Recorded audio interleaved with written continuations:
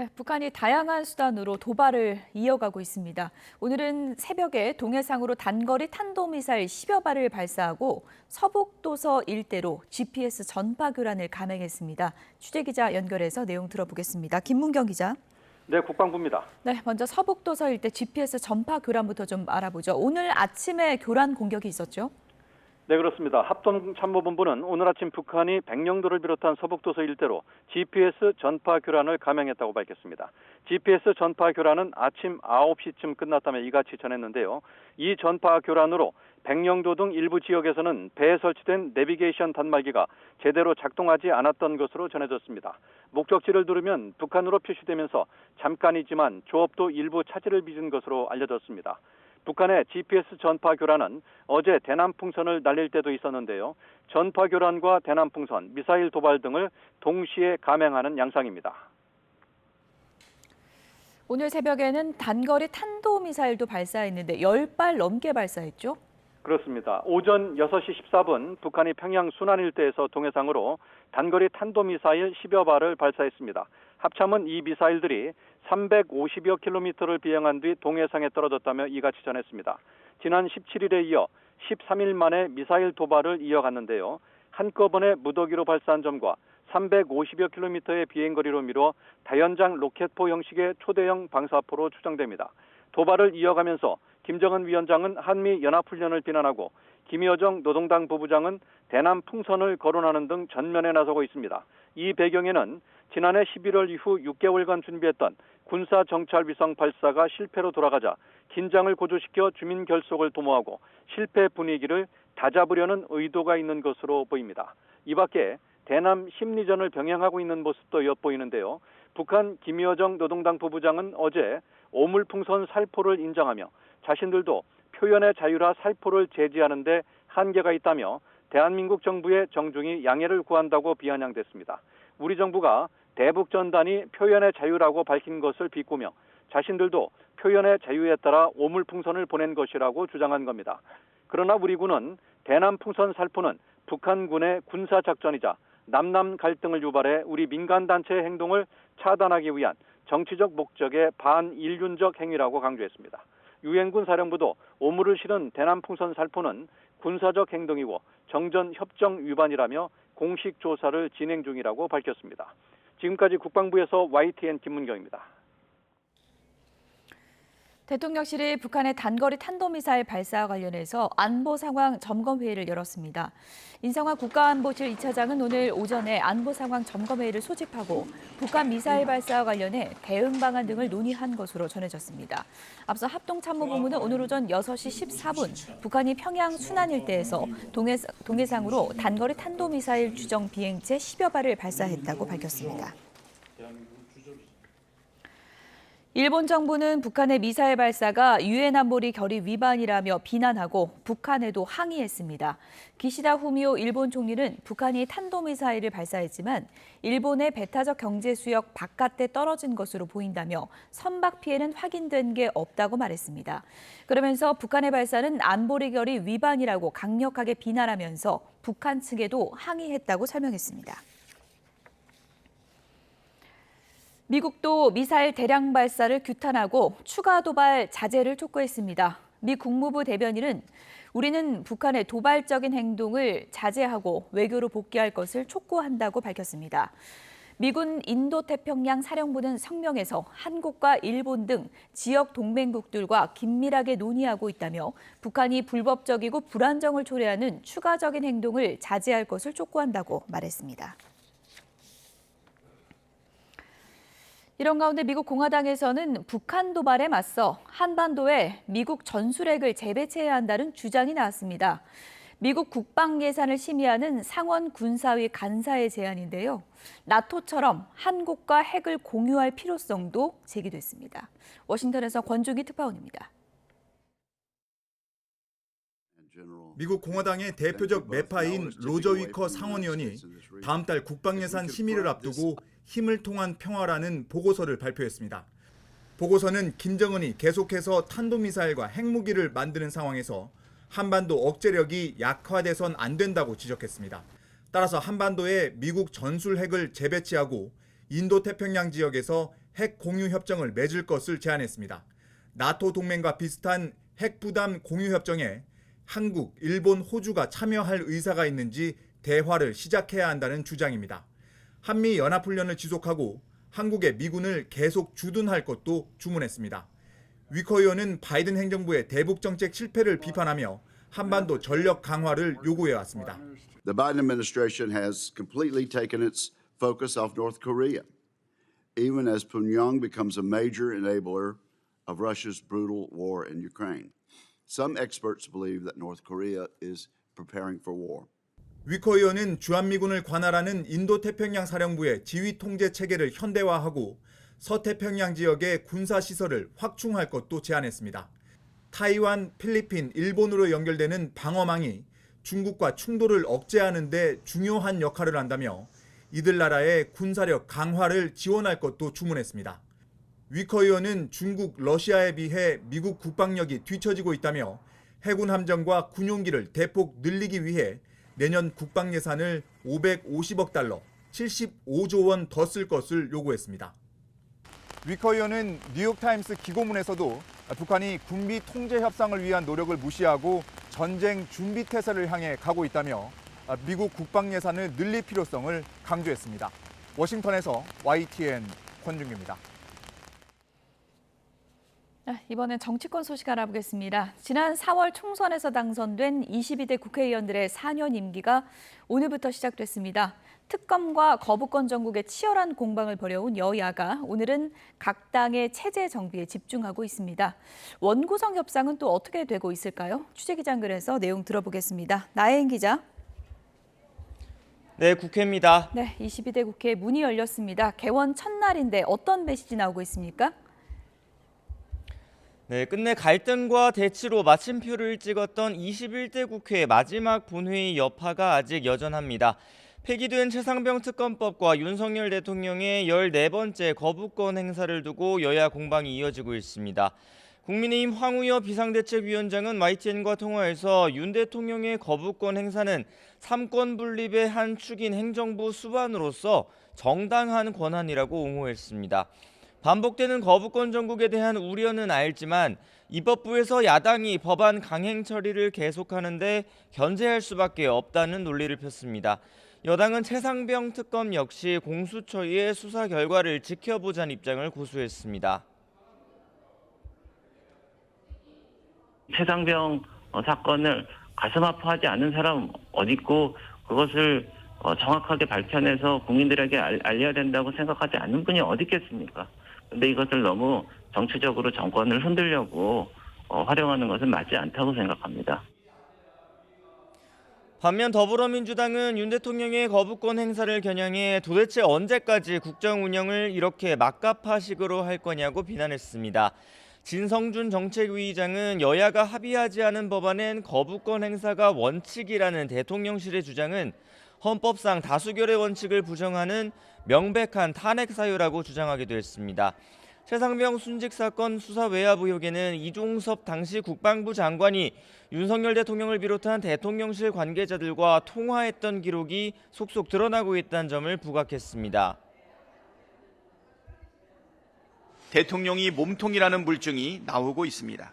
윤석열 대통령이 왜 기를 쓰며 해병대원 특검법에 거부권을 행사했는지, 국민의힘은 왜 억지를 써가며 재의결을 반대했는지가 속속 드러나고 있습니다. 네, 22대 국회 첫날인데 민주당이 오늘 곧바로 최상병 특검법 다시 발의한다고요? 네, 오후에 의원총회를 소집해서 당론 1호 법안으로 채택하는 절차를 먼저 밟고 곧바로 발의한다는 계획입니다. 지난해 9월에 발의했다가 마지막 본회의에서 폐기된 21대 국회 특검법보다 특검의 수사 범위를 조금 더 넓혔습니다. 당 관계자는 그동안 진행된 공수처 수사 과정에서 새로 드러난 의혹들을 반영했다고 설명했습니다. 여당이 문제 삼아온 특검 후보 추천권 역시 대한변호사협회의 1차 추천권을 없애고 민주당 외에 비교섭 단체가 후보자 한 명을 추천할 수 있게 했습니다. 또 대통령이 특검 임명을 하지 않을 경우에 대비해 후보자 중 연장자가 임명된 것으로 본다는 조항도 새로 넣었습니다. 민주당은 또 이재명 대표의 총선 공약이었던 25만 원 민생회복지원금 지급을 위한 특별법도 오늘 당론으로 채택해 발의한다는 계획입니다. 네, 국민의힘은 오늘부터 1박 2일 워크숍 행사가 예정돼 있다고요? 네, 당 지도부와 소속 의원들이 충남 천안의 한 연수원에 모여서 단합하는 시간을 갖습니다. 총선 참패 이후 당 혁신 방안과 22대 국회 입법 과제, 또 대야 협상 전략 등을 논의할 예정입니다. 차기 당대표 선출을 위한 전당대회 준비 현안을 놓고 난상 토론도 예상됩니다.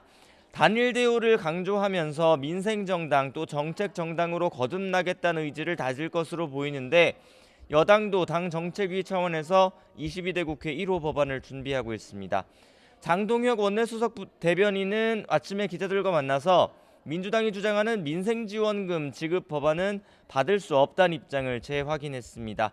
이재명 대표가 전국민 지급 대신 차등 선별 지원이라도 하자고 제안했지만 달라질 건 없다고 선을 그었습니다. 국회의원 임기도 시작이 됐는데 원구성 협상은 아직 진전이 없는 건가요? 네, 여전히 지지부진한 상황입니다. 일단 국회법에 따라 22대 국회 첫 본회의는 다음 달 5일에 열릴 예정입니다. 이 자리에선 원내 일당 민주당이 후보로 내세운 우원식 의원 등 전반기 국회의장단 선출을 위한 표결이 진행됩니다. 정식 개원식은 나머지 상임위원회 구성이 모두 끝나야 열 수 있는데 법제사법위원장이나 운영위원장 등 핵심 상임위원장 자리를 두고 여야 줄다리기가 이어지고 있습니다. 민주당 박성준 원내수석 부대표는 YTN과 통화에서 여전히 협상에 아무 진전이 없다고 말했습니다. 오늘부터 여당 워크숍이 예정돼 있어서 아직 회동 일정이 잡힌 것도 없다며 여당이 지연 전략을 쓰는 것 같다고 주장했습니다. 법사위와 운영위를 포함해 상임위원장 18명 가운데 11명은 민주당이 맡아야 한다며 협상이 안 되면 국회법을 준수하겠다는 입장에도 변화가 없다고 덧붙였습니다. 국회법상 원구성 시한은 다음 달 7일입니다. 반면 국민의힘은 법사위와 운영위원장을 다 가져가겠다는 건 헌정사를 다시 쓰겠다는 거라고 반발했습니다. 배준영 원내수석 부대표는 아침에 기자들과 만나서 국회의장과 법안심사의 최종 관문인 법사위원장까지 모두 야당이 맡으면 입법부는 통법부가 될 거라고 주장했습니다. 대통령실을 담당하는 운영위원장 자리를 달라는 건 역시 소수당이 국회의장 자리를 요구하는 것과 같다고 일축했습니다. 22대 국회 역시 범야권 192석, 여당 108석의 여소야대 지형으로 문을 엽니다. 한동안 대치 정국은 계속될 것으로 보입니다. 지금까지 국회에서 전해드렸습니다. 한덕수 국무총리는 22대 국회 임기 첫날 국민의 선택을 받은 300분 모두에게 축하의 말씀을 드리고 새 출발에 응원을 보낸다고 말했습니다. 한 총리는 오늘 국정연합 관계장관 회의에서 정부는 국회와의 소통이 국가 발전의 핵심 요인이라는 기조 아래 적극적으로 소통하고 또 협력에 소홀함이 없도록 하겠다며 이같이 밝혔습니다. 최상병 순직 사건과 관련해서 이종섭 전 장관이 윤석열 대통령뿐 아니라 대통령실 등 고위 관계자들과 여러 차례 연락을 한 사실이 추가로 확인됐습니다. 이 전 장관 측은 수사와는 무관하다는 입장이지만 이들이 연락을 주고받은 배경과 내용에 관심이 쏠리고 있습니다. 김다영 기자입니다. 최상병 사망 사건 수사 외압 의혹이 처음 불거졌던 지난해 여름, 이종섭 당시 국방부 장관은 대통령실 등 정부 고위 관계자들과 여러 차례 연락을 주고받았습니다. 박정훈 전 해병대 수사단장 측이 군사법원에서 확보한 통신 기록을 보면 이 연락들은 윤석열 대통령이 이 전 장관과 직접 통화한 지난해 8월 2일 이후 집중됐습니다. 기록에 가장 많이 나오는 사람은 김용현 대통령 경호처장으로 8월 4일부터 나흘 동안 8차례에 걸쳐 연락을 주고받은 것으로 파악됐습니다. 국방부와 직접 업무 관련성이 없는 경호처장이 이 전 장관과 수차례 연락한 건 이례적이라는 평가입니다. 이 전 장관은 이상민 행정안전부 장관과도 여러 차례 소통했습니다. 국무위원끼리 연락을 주고받는 것 자체가 어색하진 않지만 국방부 검찰단과 경찰을 통할하는 두 사람이 사건 처리 방향을 논의한 것은 아니냐는 의혹이 나옵니다. 이 전 장관의 통신 기록에는 조태용 당시 국가안보실장과 김태효 국가안보실 1차장, 임종득 2차장 등과의 접촉 내역도 남아 있습니다. 일련의 통화가 이첩 회수나 항명 사건 수사 지시와 관련 있는 것 아니냐는 의혹에 대해 이 전 장관 측은 모두 자신의 권한과 책임에 따라 결정한 것이라며 다시 한번 선을 그었습니다. 그러면서 장관이 대통령실 관계자와 국무위원 등과 연락을 주고받는 것을 이상하게 보면 곤란하다며 통화 기록 공개에 불쾌함을 드러냈습니다. 고위공직자범죄수사처는 향후 이 전 장관을 상대로 이들과의 통화에서 어떤 내용이 오갔는지 등 의혹 전반을 추궁할 전망입니다. YTN 김다현입니다. 김건희 여사 관련 의혹을 수사하고 있는 검찰 수사팀이 검찰 중간 인사에서 유임됐습니다. 고위직 검사는 교체가 됐지만 담당 수사팀은 그대로 남겨서 김 여사 방탄 인사라는 의혹을 피하려는 것으로 보입니다. 홍민기 기자입니다. 검사장 등 검찰 고위직 인사가 단행된 지 16일 만에 법무부가 중간 간부 인사를 발표했습니다. 일선 검찰청에서 수사 실무를 맡는 차장 부장검사 등으로 모두 500여 명이 대상입니다. 무엇보다 관심이 집중됐던 건 김건희 여사 관련 수사를 맡은 서울중앙지검 수사팀의 교체 여부였습니다. 앞서 이달 초 이원석 검찰총장이 김 여사 명품 가방 수수 의혹을 신속히 수사하라고 지시했지만 열 하루 만에 고위직 인사로 서울중앙지검장과 차장검사들이 모두 교체되며 방탄 인사라는 비판이 일었기 때문입니다. 하지만 명품 가방 수수 의혹과 도이치모터스 주가 조작 관련 수사팀은 모두 이번 인사에서 빠져 그대로 수사를 이어가게 됐습니다. 고위직에 이어 수사팀까지 교체되면 수사 결론에 영향을 주는 게 아니냐는 시선을 받을 수 있는 만큼 불필요한 의혹을 불식시키려는 포석으로 보입니다. 이들을 총괄하는 중앙지검 1차장에는 기획통으로 꼽히는 박승환 법무부 정책기획단장이 4차장에는 과거 이재명 더불어민주당 대표의 성남FC 후원금 의혹을 수사했던 조상원 대구지검 2차장이 각각 임명됐습니다. 전주지검에서 문재인 전 대통령 옛 사위의 타이 이스타젯 티켓 채용 의혹을 수사하던 부장검사도 서울중앙지검으로 자리를 옮겼습니다. 앞서 이창수 전 전주지검장이 서울중앙지검장으로 임명된 데 이어 수사팀도 옮겨온 만큼 관련 사건도 중앙지검이 수사하게 될 가능성이 큽니다. 법무부는 이번 인사로 주요 현안 사건 담당 부서장을 유임시켜 업무 연속성이 유지되도록 했다고 설명했습니다. 앞서 고위직 인사의 불편한 심기를 드러냈던 이원석 검찰총장은 인사는 인사, 수사는 수사라며 수사팀을 믿는다고 말했는데 어느 검사장이 오더라도 수사팀과 뜻을 모아서 일체의 다른 고려 없이 오로지 증거와 법리에 따라서만 원칙대로 수사할 것입니다. 저는 우리 검사들을 수사팀을 믿습니다. 대규모 인사가 마무리된 뒤 검찰이 김 여사 관련 수사를 어떻게 이끌어갈지 관심이 쏠립니다. YTN 홍민기입니다.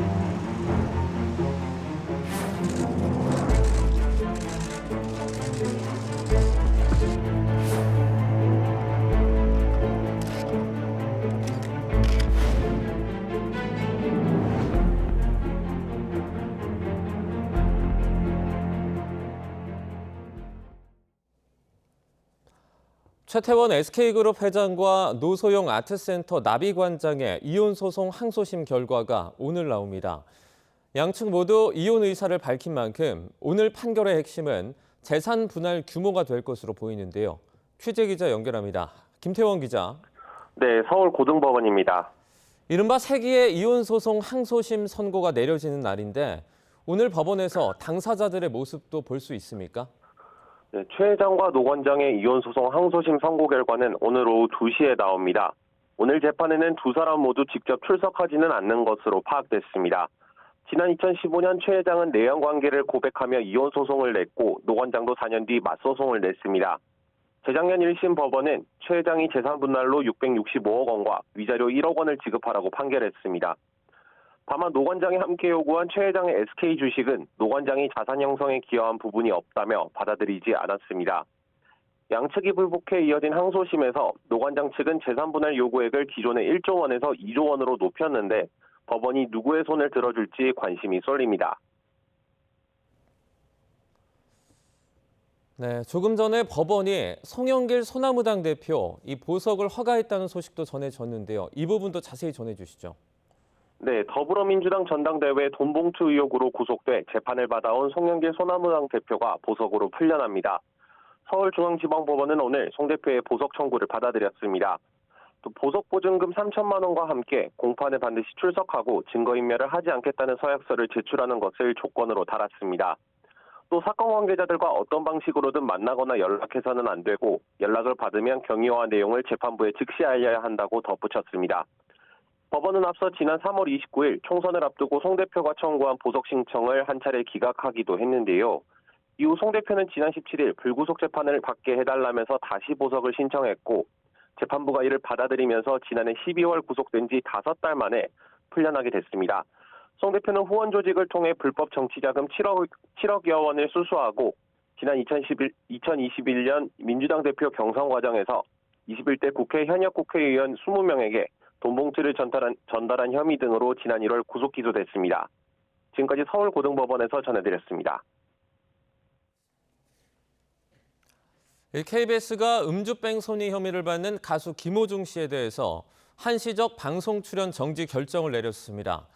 KBS는 어제 방송 출연 규제 심사위원회를 열어 이같이 결정했습니다. KBS 관계자는 김 씨에 대한 수사가 진행 중인 만큼 한시적이라는 단서를 붙였다며 향후 유죄 판결이 확정되면 방송 출연 정지로 상향될 것으로 보인다고 설명했습니다.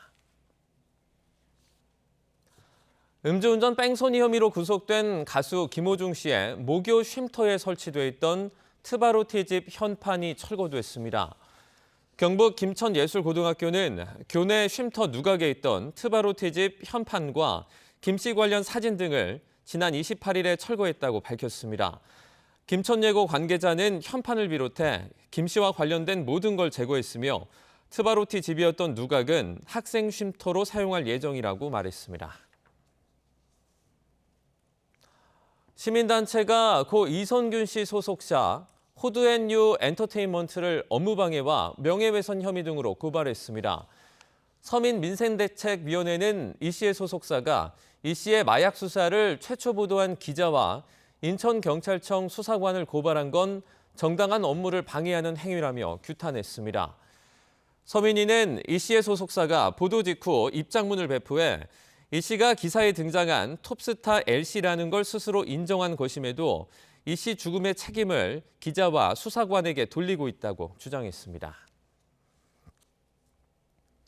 군기훈련, 이른바 얼차려를 받던 육군 훈련병이 숨진 사건을 수사 중인 경찰이 전담팀을 꾸려 수사에 나섰습니다. 이런 가운데 얼차려를 지시한 지휘관 신상 정보가 인터넷상에서 무분별하게 확산하면서 논란이 일고 있습니다. 홍성욱 기자입니다. 군 당국으로부터 사건을 넘겨받은 경찰은 수사 전담팀을 꾸렸습니다. 군인범죄와 의료사고 전문 인력 등 10명으로 이루어졌는데 경찰은 강원도 인제 신병교육대로 수사팀을 파견했습니다. 참고인 조사가 핵심인데 대상은 숨진 훈련병과 함께 얼차려를 받은 동료 5명. 현재 사고 당시 상황과 목격 내용에 대한 진술을 받는 것으로 알려졌습니다. 현장 검증과 함께 사고 당시 진행된 군기 훈련 과정, 숨진 훈련병의 당시 건강 상태, 간부들이 한 조처들도 조사 대상입니다. 그거는 전반적인 수사가 다 진행된 이후에 해야 되기 때문에 그거는 그 경과를 봐서 해야죠. 관련 기록은 온 걸로 알고 있는데 그 자세한 내용은 우리가 확인해야 돼요. 이런 가운데 얼차려를 지시한 지휘관 신상 정보가 온라인상에서 무분별하게 퍼져 논란이 되고 있습니다. 사진과 함께 이름, 출신 대학, 학번 등이 모두 공개되는 상황. 군기 훈련 규정을 위반한 얼차려를 지시한 것으로 알려지면서 이에 대한 비판글과 함께 신상 털기가 이어지고 있는 겁니다. 특히 신상 털기는 비하와 인신공격, 젠더 갈등으로까지 번지고 있습니다. 타인 신상 정보를 유포하는 행위는 엄연한 불법. 개인정보보호법 위반과 명예훼손으로도 처벌받을 수 있습니다. SNS에 이런 걸 퍼나르거나 리트윗하거나 하는 이런 부분들 정말 조심하시고 빨리 철회하거나 삭제하시는 게 향후에 본인이 형사처벌 받지 않을 수 있다. 이렇게 말씀을 드립니다. 본격적인 수사에 돌입한 경찰은 군기훈련을 지시한 중대장과 부중대장의 가혹행위 여부를 확인하고 업무상 과실치사와 직권남용 가혹행위 혐의 적용을 검토할 계획입니다. YTN 홍서욱입니다. 군기 훈련을 받다가 쓰러져 숨진 훈련병의 연결식이 오늘 전남 나주에서 엄수됐습니다. 숨진 훈련병의 고향에서 치러진 연결식에는 군 관계자와 유가족 등 100여 명이 참석을 했고 고인은 대전 국립현충원에 안장됐습니다. 고인은 지난 23일 강원도 인제의 신병교육대에서 군기훈련, 이른바 얼차려를 받다 쓰러져 민간 병원으로 응급 후송됐지만 이틀 만에 숨졌습니다. 대낮에 고등학생이 건물 옥상에서 다른 학생을 폭행하고 옷까지 벗기는 사건이 발생했습니다. 이간질로 오해하고 때렸다는 게 피해 학생 측의 주장인데 가해 학생은 일방적으로 때린 건 아니라는 입장입니다. 이대건 기자입니다. 주택가 건물 옥상 위 한 학생은 다가오라고 계속 손짓하고 또 다른 학생은 뒤로 물러섭니다. 이어 폭행이 시작되고 넘어진 학생에게 무차별적인 구타가 이어집니다. 폭행은 5분 넘게 이어졌습니다. 많이 맞은 학생에게 웃옷까지 벗으라고 요구했습니다. 옷을 벗기고 이런 정말 시치감 주는 애 머리끄댕이를 자꾸 질질 끌고 다니고 머리를 자꾸 바닥에 치고 진짜 제가 그거를 보다가 기절을 할 뻔했는데. 폭행 현장에는 남녀 고등학생 6명 정도가 더 있었습니다. 이들 가운데 일부는 휴대전화로 폭행 장면을 촬영하기도 했습니다. 때린 학생은 2학년, 맞은 학생은 다른 학교 3학년입니다. 이들은 이전부터 알고 지낸 사이였습니다. 양쪽에 가입한 친구가 있는데 이간질을, 스파이 짓을 하려고 들어왔다라는 말을 우리 아들이 했다고 이걸 이제 덤탱이를 쓰고. 때린 학생은 학교 측에 자신이 일방적으로 폭행한 건 아니라고 말한 것으로 전해졌습니다. 맞은 학생은 코뼈가 부러지고 혀 일부가 찢어져 병원에 입원한 상태로 수술을 앞두고 있습니다.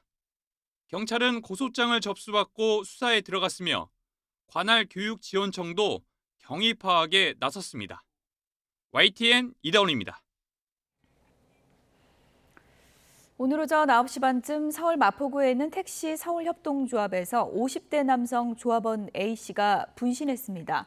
소방이 현장에 출동했을 때 A씨 몸에 붙은 불은 이미 꺼져 있었고 소방은 A씨를 곧바로 병원으로 옮겼습니다.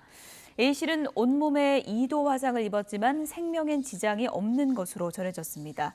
현재 조합은 사무실 부지 철거 문제로 국가철도공단과 소송전을 벌이고 있는데 예고 없이 행정 대집행이 시작되자 이에 항의하면서 A씨가 분신한 것으로 알려졌습니다.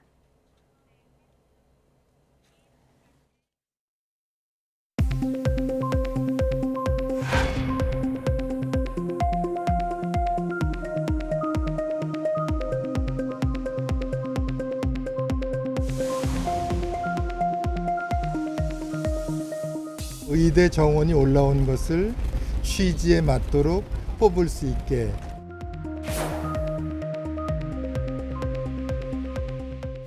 이로써 2025학년도 의대 증원 절차가 모두 마무리됩니다.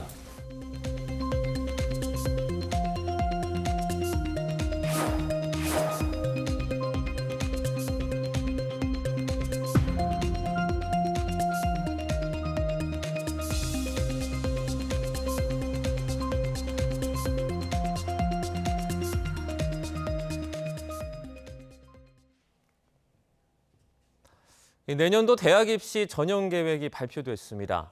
의대 정원은 예고됐던 대로 1,500명 정도 늘었고 비수도권 대학의 경우 지역 인재 선발 비율은 높아집니다.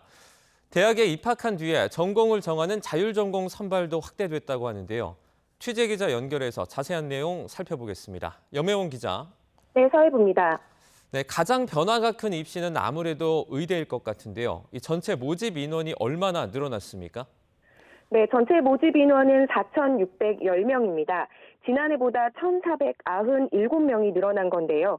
의학전문대학원인 차의전원은 제외한 숫자입니다. 수도권대학은 1,326명을, 비수도권에서는 3,284명을 선발합니다.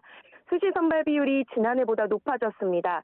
지난해 62.7%였던 수시 모집이 올해는 67.6%로 모두 3,118명을 선발하게 됩니다. 수시 모집에서는 학생부 교과 전형으로 가장 많은 학생을 선발하게 되고 이어서 학생부 종합, 논술 순입니다. N수생들의 관심이 집중될 정시 모집은 32.4%를 뽑습니다. 의대 증원으로 역대 최대 N수생이 몰릴 것이라는 전망이 나오면서 수능 난이도 조절이 어려울 것이라는 우려도 있는데요. 교육부는 올해 수능도 킬러 문항을 배제한다는 기조에는 변함이 없다고 밝혔습니다. 네, 앞으로 의대 입시에서 지역 인재 선발 비중이 높아질 것이라는 전망이 나왔는데요. 실제로 얼마나 선발하게 됩니까? 네, 수도권을 제외한 지역의 의대는 지역 인재 선발 비중을 높였습니다. 모두 1,913명이 늘었는데요. 지난해보다 890명 가까이 증가한 겁니다. 지역 인재 선발 전형은 해당 지역 고등학교 졸업자만 지원할 수 있습니다. 정부는 비수도권 의대의 경우 정원의 60% 이상을 지역 인재로 선발하라고 권고했는데요. 실제로는 59.7%, 그러니까 거의 정부 권고한 대로 비율이 정해졌습니다. 전남대학교가 정원의 78.8%를 지역 인재로 선발하기로 했고 경상국립대 72.5%, 부산대 69.3%로 지역 인재를 뽑기로 확정을 했습니다. 앞서 이번 의대 입시에서 수시 비율이 높아졌다고 말씀드렸는데요. 지역 인재 전형의 영향이 큽니다.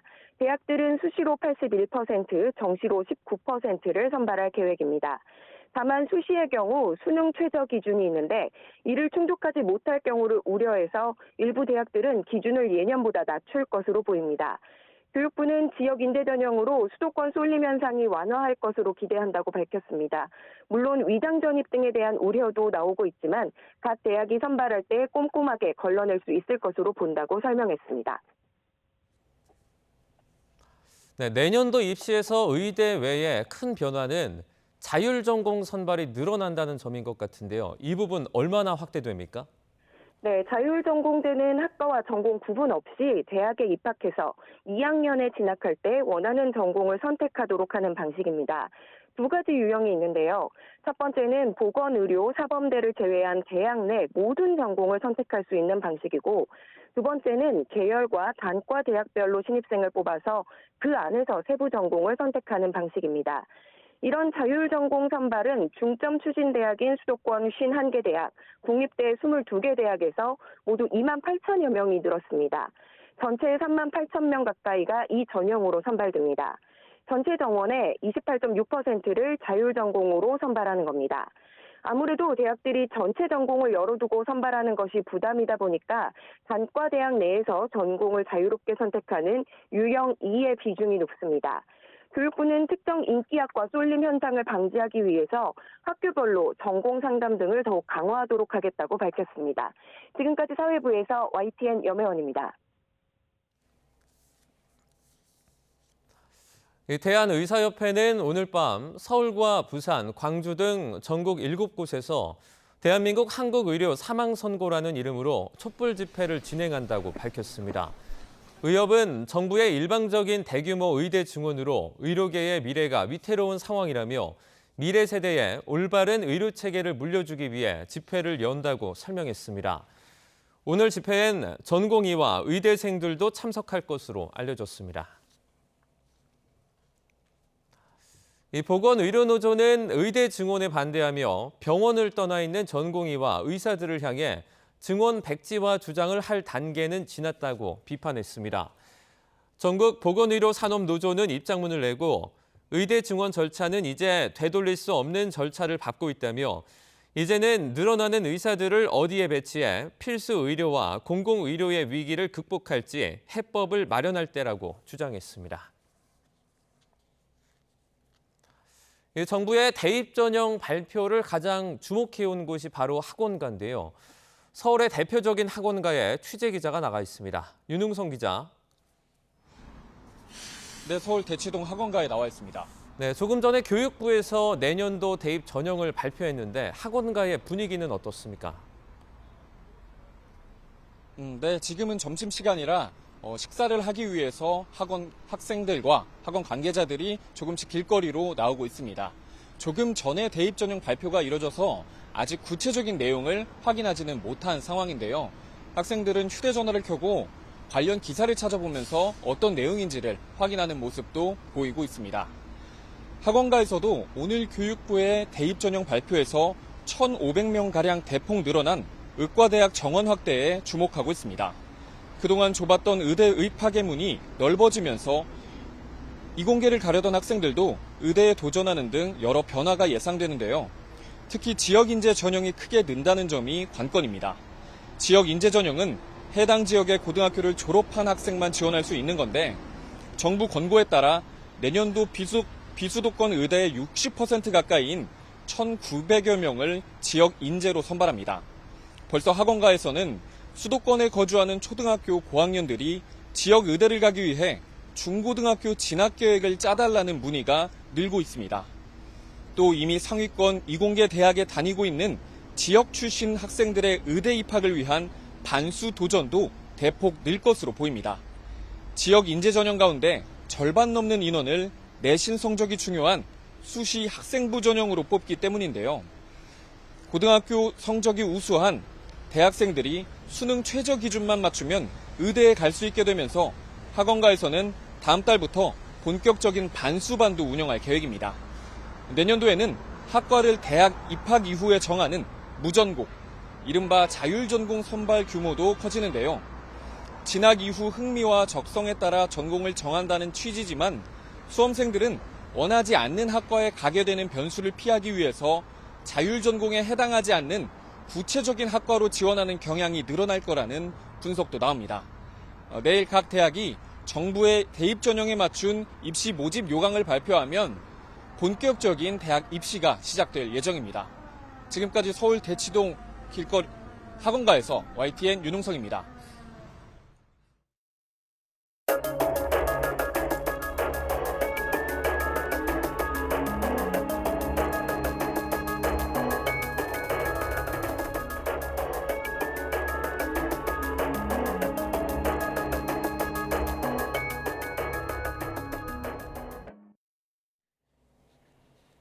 네, 정찰위성 발사에 이어서 대남 풍선까지 날린 북한이 오늘은 탄도미사일을 발사했습니다.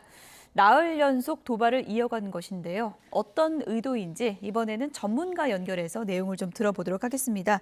김열수 한국군사문제연구원 안보전략실장 연결돼 있습니다. 안녕하십니까? 네, 안녕하세요. 네, 북한이 오늘은 또 단거리 탄도미사일 10여 발을 발사했습니다. 이렇게 한꺼번에 무더기로 발사한 건 좀 이례적인 거죠? 네, 굉장히 이례적이죠. 오늘 이제 발사한 것은 아마 600mm 방사포로 보이는데요. 600mm 방사포는 지난달 5월 17일 날 이렇게 발사를 한번 했거든요. 예. 그래서 그때 죄송합니다. 4월 22일 날 발사를 했는데 이때는 발사대 한 대당 한 발씩 발사를 했어요. 예. 그러니까 4발 발사를 한 거죠. 그래서 오늘처럼 이렇게 10여 발을 한꺼번에 발사한 것은 굉장히 이례적인 것으로 보고요. 아마 KN-25로 추정이 되는 600mm 방사포가 아닌가 이렇게 봅니다. 예, 이렇게 10여 발, 10발 넘게 무더기로 쏜 거는 좀 도발 위협 수위를 높여보겠다 이런 의도일까요? 그렇죠. 아무래도 이제 그럴 가능성이 굉장히 높다라고 보죠. 사실상 북한이 27일 날 이 정찰위성 발사에 실패하고 한 것이 굉장히 충격이 좀 큰 모양입니다.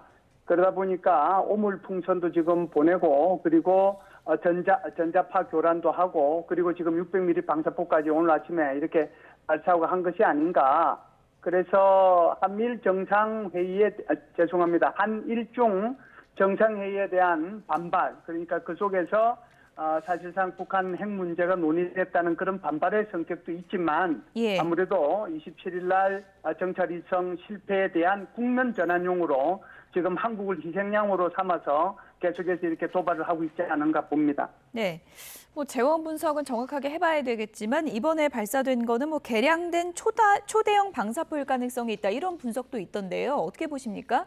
네, 이게 이제 지금 보면 보도된 내용대로 보면 이제 더 분석이 돼야 되겠지만 초대형 방사포가 북한이 가지고 있는 방사포가 여러 가지가 있거든요. 예. 그래서 240mm 방사포도 있고 그리고 이제 300mm 방사포도 있고 600mm 방사포도 있는데 아마 오늘 새벽에 이렇게 발사한 것은 600mm 방사포로 이렇게 보입니다.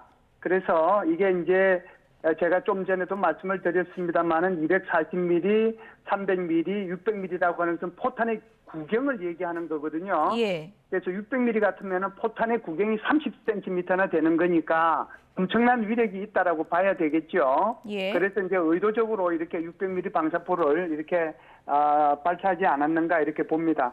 예. 350여 킬로미터를 비행한 뒤에 동해상에 떨어졌다고 합니다. 350킬로미터 정도면 이 사거리를 감안해 볼 때 한반도 내 어디를 겨냥했다고 추측해 볼 수 있을까요? 글쎄요, 이제 350km가 아마 이렇게 보면은 대충 우리 그 육해 공군 본부가 있는 계룡대, 예. 그리고 저기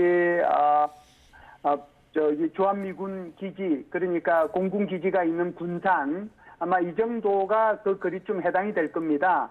그래서 일부러 350km를 비행한 것은 그것을 염두에 두고 이렇게 350km를 비행해서 거기에 목표물에 떨어뜨린 게 아닌가 이렇게 봅니다. 예, 오늘 미사일만 발사한 게 아니고요. 북한이 서북도서 지역을 겨냥해서 GPS 전파 교란 공격까지 했거든요. 이건 어떤 의도라고 보십니까? GPS라고 하는 것이 이제 우리 그 앵커님께서도 이제 자동차 운전을 하고 계시겠지만 예. 우리가 이제 GPS를 켜놓고 거기에 시키는 대로 이렇게 움직이잖아요. 예. 그래서 GPS라고 하는 것이 자동차뿐만 아니고 선박 그리고 이제 우리 항공기 이런 데 다 사용하는 것이 GPS입니다. 그런데 여기에 이제 교란 장치에 의해 가지고 교란이 이루어지면 예. 자동차가 원래 목표하는 곳으로 다 못 가게 되고 그리고 선박이나 항공기들이 목표하는 지점에 못 가게 되는 거거든요. 예. 그래서 이런 전파 교란을 북한이 지난번 3월 달에 프리덤 실드 훈련할 때 한번 하고 난 뒤에 이번에 두 번째 했는데 예. 이런 것들을 통해 가지고 계속해서 기술적 향상 그리고 한국이 어느 정도 여기에 대응하는가 이런 것을 한번 떠보기 위해서 하고 있지 않는가 이렇게 봅니다. 일종의 기술력 점검 차원이군요. 네, 기술력 점검 차원도 있고 또 실제로적으로 좀 피해가 생길 수도 있는 거거든요. 예. 그것이 어느 정도 피해가 생길 수 있는지도 이제 확인을 할 수 있는 그런 계기가 될 수가 있죠. 당장 해군 함정이나 어민들 피해가 예상될 수 있기 때문에 이게 상당히 좀 대대적으로 이뤄지면 좀 위험할 수도 있는데 우리 측에서는 이걸 막을 방법은 현재 없는 건가요? 네, 이게 GPS라고 하는 것이 이제 소위 말해서 전자파 교란이라고 하는 것을 이제 전문 용어로 제밍이라고 하는데요. 예. 이게 이제 쉽지 않습니다. 그래서 우리가 지금 우크라이나 전에서 보면 미국이 제공한 여러 가지 미사일들이 있잖아요. 예. 여러 가지 미사일들이 지금 우크라이나가 사용해서 그것을 러시아가 빼앗아간 땅에 그 러시아군을 향해 가지고 미사일을 발사하고 있거든요. 예. 그런데 이 미사일들이 러시아의 제밍에 의해 가지고 지금 제대로 그 효과를 발휘하지 못하고 있어요. 그렇군요. 그러니까 그만큼 이 제밍에 대해서 좀 취약할 수 있는데 얼마만큼 이 제밍을 극복을 하고 이 GPS를 장착하느냐. 이제 이것이 상용 GPS냐, 군사용 GPS냐, 전 세계가 사용하는 GPS냐, 자기 나라만 사용하는 GPS냐 여기에 따라서 제밍을 통해 가지고 전파 교란이 될 수 있는 그 확률이나 이런 것들이 서로 달라지는 거죠. 예, 이 전파 교란에 대한 우리 측의 대응도 좀 보다 강화돼야 될 것 같은 생각도 들고요. 어제 실장님하고 대남 풍선 얘기했었는데 지금 수거를 해보니까 오물, 쓰레기, 주로 생활 쓰레기가 나왔다고 하더라고요. 대통령실에서는 이거 북한의 심리전일 가능성이 높다라고 분석을 하고 있던데요. 어떤 의도가 있다고 보십니까? 제가 볼 때는 이제 북한이 이번에 한 것은 크게 세 가지 목적이 있다라고 생각을 합니다. 예. 첫 번째는 아무래도 이제 한국에서 이 풍선을 날려보냈기 때문에 여기에 대해서 대응한다는 그런 이제 차원이 하나 있고요. 또 하나는 이제 한국에 이런 것들을 날려보냄으로 인해서 북한으로 이거 이제 보내면 안 된다라고 하는 남남 갈등이 있을 수 있지 않습니까? 예. 그래서 남남 갈등의 목적이 하나 있고 세 번째가 좀 우리가 눈여겨보고 좀 분석도 하고 향후에 좀 대책도 마련해야 될 필요가 있는데 뭐냐 하면은 이번에 북한이 보낸 것이 전선 지역에서만 떨어진 것이 아니고 예. 심지어는 저기 경남 지역까지 갔단 말이죠. 이렇게 북한의 이런 오물들이 경남 지역까지 갔을 뿐만 아니라 전국적으로 이렇게 떨어졌다는 의미는 이번에는 북한이 여기에다가 쓰레기를 보냈지만 다음에는 여기에다가 화학물질이나 생물학물질 또는 폭발물을 보낼 수 있는 그런 능력이 있다라고 하는 것을 보여준 거거든요. 예. 그래서 이 세 번째에 좀 우리가 관심을 가지고 여기에 좀 대비할 필요가 있지 않는가 이렇게 봅니다. 예. 풍선의 단 봉지에 타이머 같은 장치가 장착돼 있었다고 전해지고 있는데 이 타이머를 장착해서 일정 거리를 날아가면 뭐 터지는 형식이라 그러던데 이게 원하는 지역으로 정확히 보낼 만큼 정교한 건가요? 그 정도까지는 이제 힘들다고 하더라도요. 예를 들어서 이런 거죠. 지금 같은 경우에는 우리 한반도 지역은 전반적으로 북서풍이 많이 붑니다. 예. 이제 한여름 같은 경우에는 이제 태풍 같은 방향을 보면 남동풍이 많이 불어서 북쪽으로 가잖아요. 그런데 북서풍이라고 하는 것은 북서쪽에서 내려오는 거란 말이죠. 예. 그러면은 이제 그날 이게 풍속이 어느 정도 됐느냐에 따라서 달라질 수 있는데 이때의 타이머라고 하는 것은 이런 거예요. 거기서 날려 보냈을 때 10분 있다가 이것이 이제 터져라 또는 뭐 1시간 있다가 터져라 이렇게 해서 이제 타이머를 조절을 하는 거거든요. 그래서 어떤 것은 터지기도 하고 어떤 것은 바람이 약했거나 또는 시간이 됐는데도 불구하고 이것이 그냥 땅에 떨어져서 우리가 수거하기도 했잖아요. 예. 그래서 봉지가 터지지도 않고 그냥 논에서 수거한 것도 있고 땅에 떨어져서 수거한 것도 이게 터져가지고 수거한 것도 있단 말이죠. 그래서 이것은 몇 시 몇 분에 터져라고 하는 그런 개념이 아니고 그날의 풍속에 따라서 어디를 가든 관계가 없으니까 그것이 뭐 경상도로 가든 전라도로 가든 충청도로 가든 관계가 없으니까 예. 30분 있다가 터져라 1시간 있다가 터져라 하고 타이머를 조절을 해놓으면 그 시간에 맞춰가지고 풍속에 따라서 그것이 터지도록 돼 있는 것이죠. 김여정 북한 노동당 부부장이 이번에 풍선에 대해서 뭐 진정한 선물이다 이렇게 표현을 하면서 북한의 정의로운 표현의 자유라고 주장을 했는데 대북전단 논리를 좀 비아냥거렸다 이런 얘기들이 나오더라고요. 네, 아마 김여정 부부장이 비아냥거리는 것은 전 세계에서 두 번째 가라고 하면 서러울 정도로 비아냥을 잘 거리죠. 그런데 어찌 보면은 뭐 지도자의 동생이긴 하지만 그런 비아냥거림이 우리 한국인들이 그 담화를 듣고서 이것을 인정을 하고 그래야 되겠구나 그런 면도 있구나라고 이렇게 인식을 해야 되는데 예. 그 비아냥거림을 보면서 굉장히 마음이 좀 불편하거든요.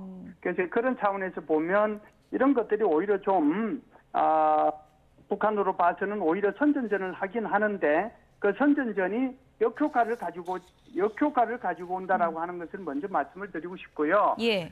두 번째는 이런 거죠. 우리는 이제 그쪽으로 보낼 때 사실은 사실에 근거해가지고 이 정보를 담아가지고 여기 전단을 만들거나 또는 USB를 통해가지고 북쪽으로 보내잖아요. 예. 그래서 이제 이것이 대법원에서 이것은 표현의 자유에 해당이 되는 거기 때문에 북쪽으로 보내는 것에 대해서 이것을 법적으로 제재할 방법이 없다고 그래서 이것을 우리는 표현의 자유라고 얘기를 하는데 북한은 이 쓰레기 보내는 것을 북한식 표현의 자유라고 얘기했거든요. 예. 그래서 어찌됐든 이 김여정의 담화 속에서 굉장히 좀 의미 있게 볼 수 있는 것은 김여정의 입으로 표현의 자유라는 말을 사용을 했고 한국에서 사용하는 그 표현의 자유가 어떤 것인지를 자신들도 알고 이것을 담화문으로 발표해냈다는 것은 우리가 좀 의미 있게 좀 받아들일 필요가 있지 않는가 이렇게 봅니다.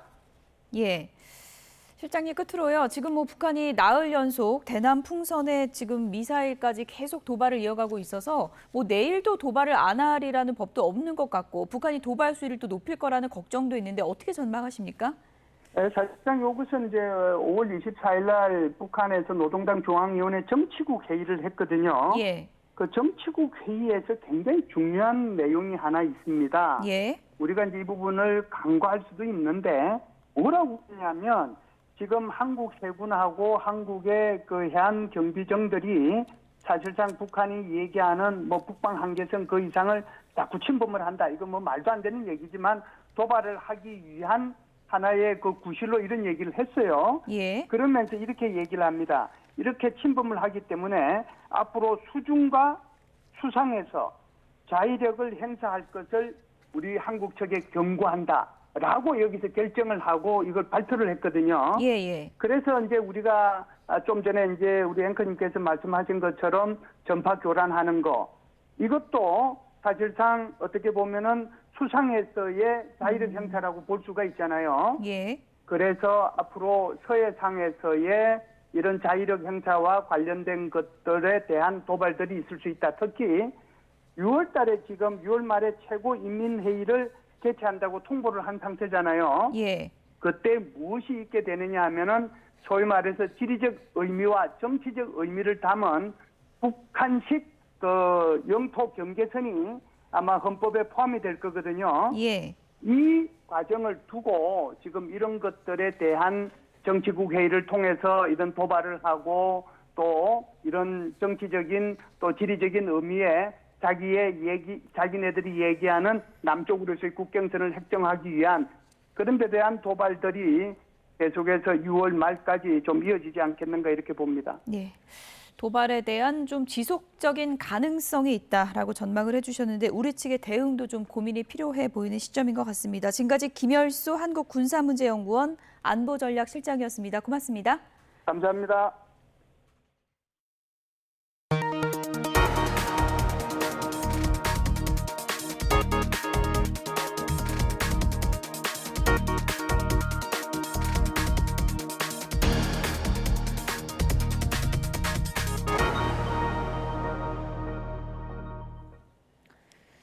요즘 로또 번호를 AI가 알려준다면서 돈을 요구하는 전화나 홍보 문자 받아보신 분들 많을 겁니다.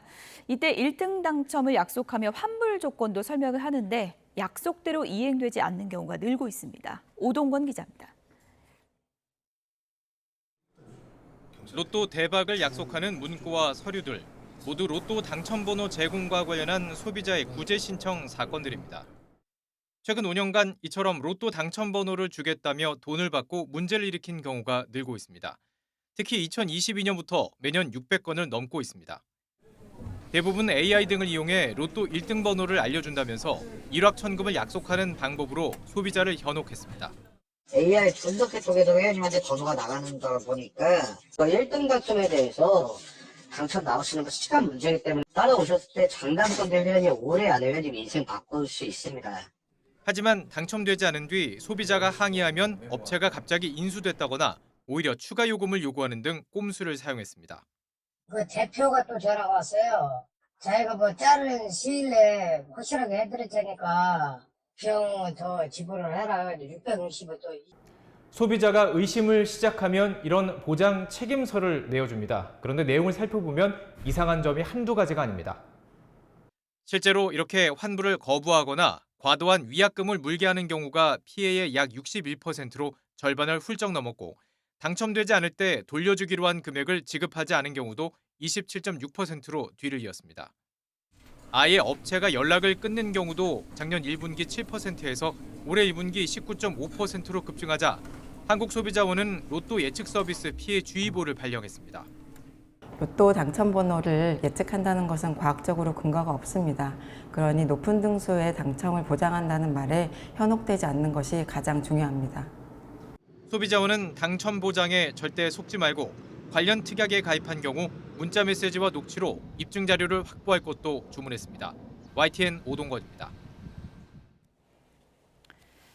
지난 1분기 복권을 구매한 가구가 10집 중에 1집꼴로 나타났습니다. 이들은 복권을 한 달에 평균 7,300원어치를 샀습니다. 통계청의 집계를 보면 지난 1분기 로또나 연금 복권 등 복권을 산 가구가 221만 2천 가구로 조사 대상 가구의 10.1%를 차지했습니다. 소득 분위별로 보면 복권을 산 가구 가운데 3분위에 해당하는 소득 상위 40에서 60% 가구가 50만 6천 가구로 22.9%를 차지해서 가장 많았습니다. 서울 아파트 전세가가 54주 연속 오르는 가운데 매매가도 연속 상승세를 이어가고 있습니다.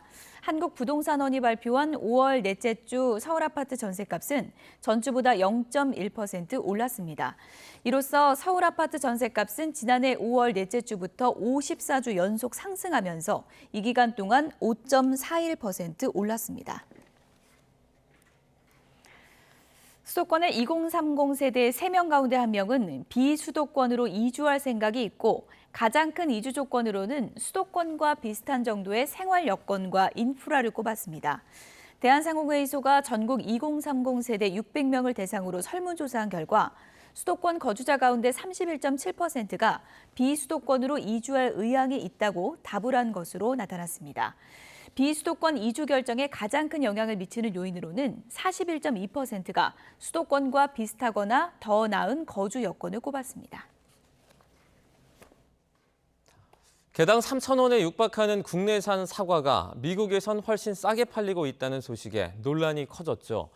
급기야 충주시 홍보맨 김선태 주무관이 사과하는 일까지 벌어졌는데 물 건너가서 더 저렴해진 사과, 무슨 일인지 권민석 기자가 정리했습니다. 1.29달러, 우리 돈으로 1,760원. 매대에 진열된 충주 사과의 개당 가격입니다. 3,000원 안팎인 국내 가격에 비해 40% 이상 저렴합니다. 미국 마트에서 찍힌 이 사진 한 장에 국내 소비자들 원성이 이어졌습니다. 어떻게 물 건너간 사과가 더 쌀 수 있느냐는 항의가 커지자 충주시 홍보맨 김선태 주무관이 등판했습니다. 안녕하세요. 충주맨입니다. 수출용 충주 사과 가격 논란, 진심으로 사과드립니다. 저도 속고 국민도 속았습니다.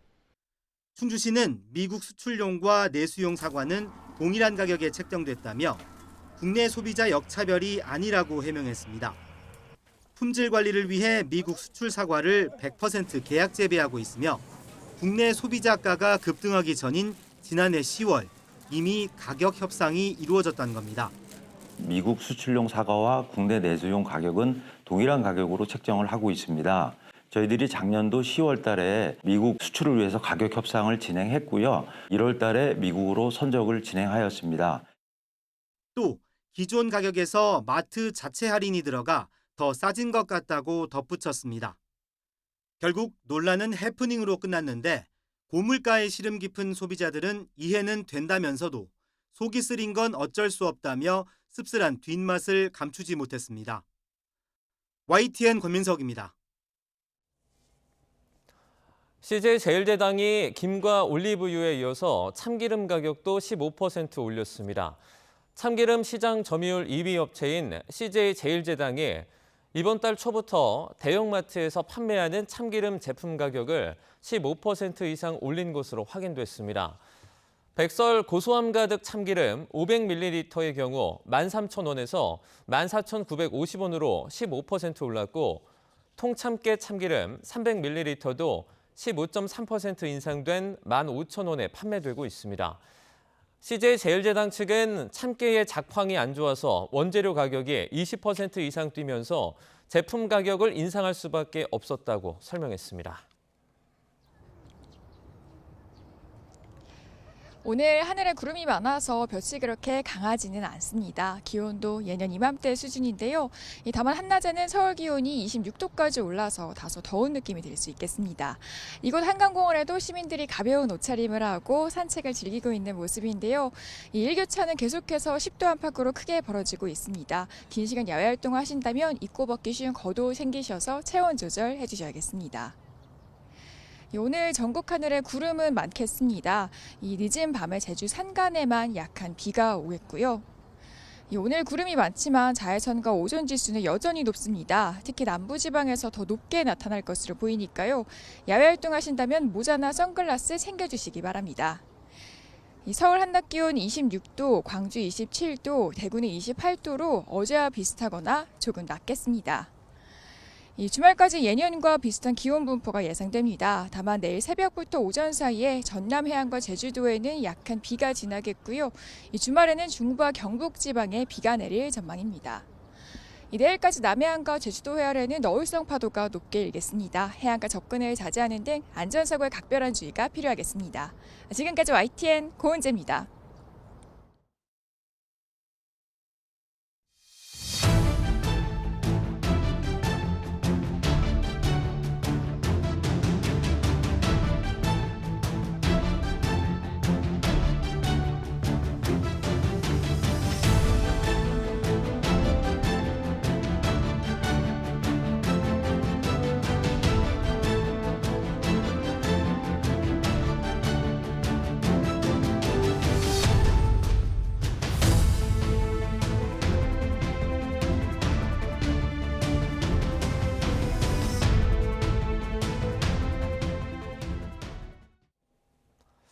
내년도 39개 의대 정원은 모두 4,610명으로 올해보다 1,497명이 늘어납니다. 이 가운데 41%는 지역 인재 전형을 통해 모집하는 것으로 나타났습니다. 교육부는 오늘 내년도 대입 전형 시행 계획 안내를 통해 의대 정원 내 선발과 정원 외 선발은 각각 4,485명, 125명이라며 이같이 밝혔습니다. 의대생 수시 모집 규모는 3,118명으로 67.6%며 정시 선발은 1,492명, 32.4%입니다. 특히 비수도권 지역 인재 전형을 통한 모집 규모는 올해보다 888명이 증가한 1,913명으로 전체 의대 정원의 41%입니다. 지역 인재 선발 의무가 있는 26개 학교의 자체 선발 비율은 평균 59.7%입니다. 다만 이번에 발표된 수치는 의대만 대상으로 차이 전원 모집 규모까지 고려하면 내년도 의대 정원은 올해보다 1,540명이 늘어난 4,695명입니다. 이번 발표로 비수도권 의대를 중심으로 해당 지역 학생들을 선발하는 전형이 강화됐습니다. 특히 비수도권 지역인재 전형을 통한 모집 규모가 전체 의대 증원의 절반에 육박하면서 수도권 지역 학부모들이 지역으로 이사를 하는 이른바 지방 유학 문의도 잇따른다고 하는데요. 내용 살펴보겠습니다. 지역 인재 전형 한 번 더 저희가 짚어보면 해당 지역에서 고등학교 졸업까지 2028년도 대입부터는 중학교 입학까지 해야 지역 의대 지원 요건을 충족할 수 있습니다. 이 때문에 초등생 자녀를 둔 학부모들 중심으로 유력 학군을 문의하는 분위기입니다. 특히 강원과 충청 지역이 거론되고 있는데요. 전문가의 이야기 들어보겠습니다. 수도권과 인접한 강원권, 충청권에 대한 어떤 그 초등학교에서 중학교로 입학을 하고자 하는 어떤 관심, 문의가 부쩍 많아진 상황입니다. 또 그 지역에 내려가 있다 하더라도 서울 수도권에 동시에 또 의대를 준비하고 원서를 낼 수 있는 상황이기 때문에 서울 수도권 학부모들의 관심이 지금 현재 높아지고 있는 상황이고 실제 문의도 많이 들어오고 있는 상황입니다. 네, 학원가에서도 초등생 학부모를 대상으로 한 의대 전형 대비 설명회가 한창입니다. 일부 학원에서는 영재원을 준비하거나 고등학생 수준 수학을 미리 배울 수 있도록 프로그램을 편성하고 있고요. 지역에 있는 학원들도 의대반 편성에 한창입니다. 이 때문에 지역 곳곳에서 학원가를 중심으로 아파트값이 뛰는 학세권도 주목을 받고 있습니다. 네, 이제 조금 전 2025학년도 대학 입학 전형이 발표됐습니다. 의대 증원과 무전공 선발 확대 등 입시 변수가 많아 보이는데요. 관련 내용 이만기 UA 교육평가연구소장과 함께 얘기 나눠보겠습니다. 어서 오세요. 반갑습니다. 이만기입니다. 네, 이제 2025학년도 대학 입학 전형이 발표가 됐습니다. 전체적으로 좀 보셨을 때 어떤 부분이 좀 많이 변화된 것 같습니까? 이번 발표의 가장 중요한 점은 크게 두 가지입니다. 네. 한 가지는 의과대학 정원이 늘었다는 것, 특히 지역인재가 늘었다는 것이고요. 두 번째는 전공 자율 선택제라고 해가지고 수험생들이 대학에 들어갈 때 전공을 택하는 것이 아니고 대학에 들어가서 1년 공부한 다음에 전공을 택하는 그 두 개의 제도가 이번에 확정 발표가 됐습니다. 네, 이제 본격적으로 이번 발표 내용을 알아보기 전에 의사단체와 이제 정부 간의 갈등이 좀 있지 않았습니까? 네. 이게 법정 공방으로까지 번지면서 사실 2심에서는 정부의 손을 들어줬지만 이제 3심이 진행 중인 것으로 저희가 알고 있는데 자, 3심에서 만약에 지금과 조금 다른 결과가 나오게 될 경우 이렇게 발표된 입학 전형 달라질 수도 있습니까?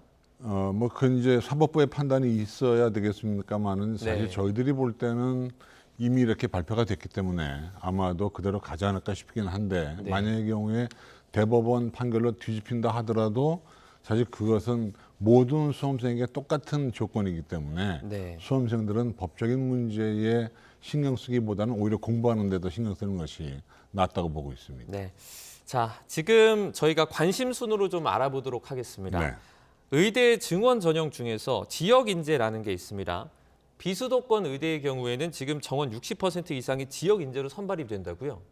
지금은 이제 40%고요. 앞으로 네. 이제 60% 이상 뽑으라는 것인데 2023년부터 의과대학 같은 경우에 의학학 계열 같은 경우에 그게 이제 의무화돼 있거든요. 그래서 아마도 수험생들에겐 상당히 좋은 매력 있는 것이 아닌가 싶고요. 이번에 보면은 이제 한 1,900명 정도가 늘었기 때문에 아마 지역 학생들에게는 상당히 좋은 기회라고 보고 있습니다. 네. 그런데 일각에서는 좀 역차별이다 이런 목소리도 나오는 것 같아요. 이제 본인들이 혜택이 안 되면 역차별 얘기가 나오는 것이 특히 이제 경기도 지역을 중심으로 많이 나옵니다. 왜냐하면 경기도 지역이 낙후된 것도 많고 그런데 수도권이라는 이유로 그 혜택을 못 받고 있거든요. 그러니까 그런 걸 보면은 이제 경기도나 수도권 학생들 입장에서는 역차별인 것이고 네. 지역 균형 발전을 위해서는 또 할 수 없이 해야 하는 그런 제도라고 보고 있습니다. 네. 지금 상태에서는 어쨌든 지역에서 공부를 하는 학생들이 조금 이득을 볼 수 있는 상황인 것 같은데 그래서 이제 지역 유학이다 이런 말도 나오고 있다고요. 이제 몇 년 전부터 시작이 됐죠. 네. 특히 이제 그것이 뭐 와장창 가는 건 아닙니다만 대체로 시작이 돼서 지금 올해 그러니까 중3, 그러니까 2028학년도 입시부터는 중학교도 지역에서 나와야 되거든요. 그러다 보니까 이미 지방 이주는 시작이 됐다. 근데 그것이 생각처럼 그렇게 뭐 많은 숫자는 아니지만 그래도 이미 이주는 시작이 됐다라고 보고 있고요. 일단 지금 현재 법적으로는 고등학교는 그 지역 내에서, 중학교는 수도권 지역 이외에서 나오면 됩니다. 자, 지금 지역 인재 전형이 늘어난 취지는 어느 정도 이해가 됩니다. 그런데 만약에 그 지역에서 이제 공부를 마친 다음에 그 지역을 떠나면 그만 아닙니까? 지금은 그렇죠. 지금은 떠나면 그만이기 때문에 이제 혹자들은 그렇게 이야기합니다. 그러니까 지역 인재 전형으로 대학에 들어가는 수험생들은 일정 부분 그 지역에서 근무하게 하는 일종의 그 의무 복무 제도를 가지라는 것이 이제 혹자들은 주장하고 있는데 뭐 그 실현될지는 모르겠습니다. 지금은 없지만 나중에 지금은 추가될 없습니다. 수도 있는. 아마 이 문제가 좀 심각해지고 그러면은 아마 정부가 또 어떤 조치를 취하지 않을까 생각하고 있습니다. 이번에 의대 증원 때문에 입시 커트라인이 조금 낮아질 수도 있다라는 그 말이 나오고 있는데요. 많이 낮아집니까? 어떻습니까? 그렇게들 예상들을 하고 있습니다. 왜냐하면 인원수가 늘어나니까 그렇게 예상할 수 있지만 그러나 실제로 수시와 정시로 나누어 볼 때 수시 모집은 내신이 중시가 되고 있고 논술이 있는데 정시 모집은 수능 성적 가지고 가는데요.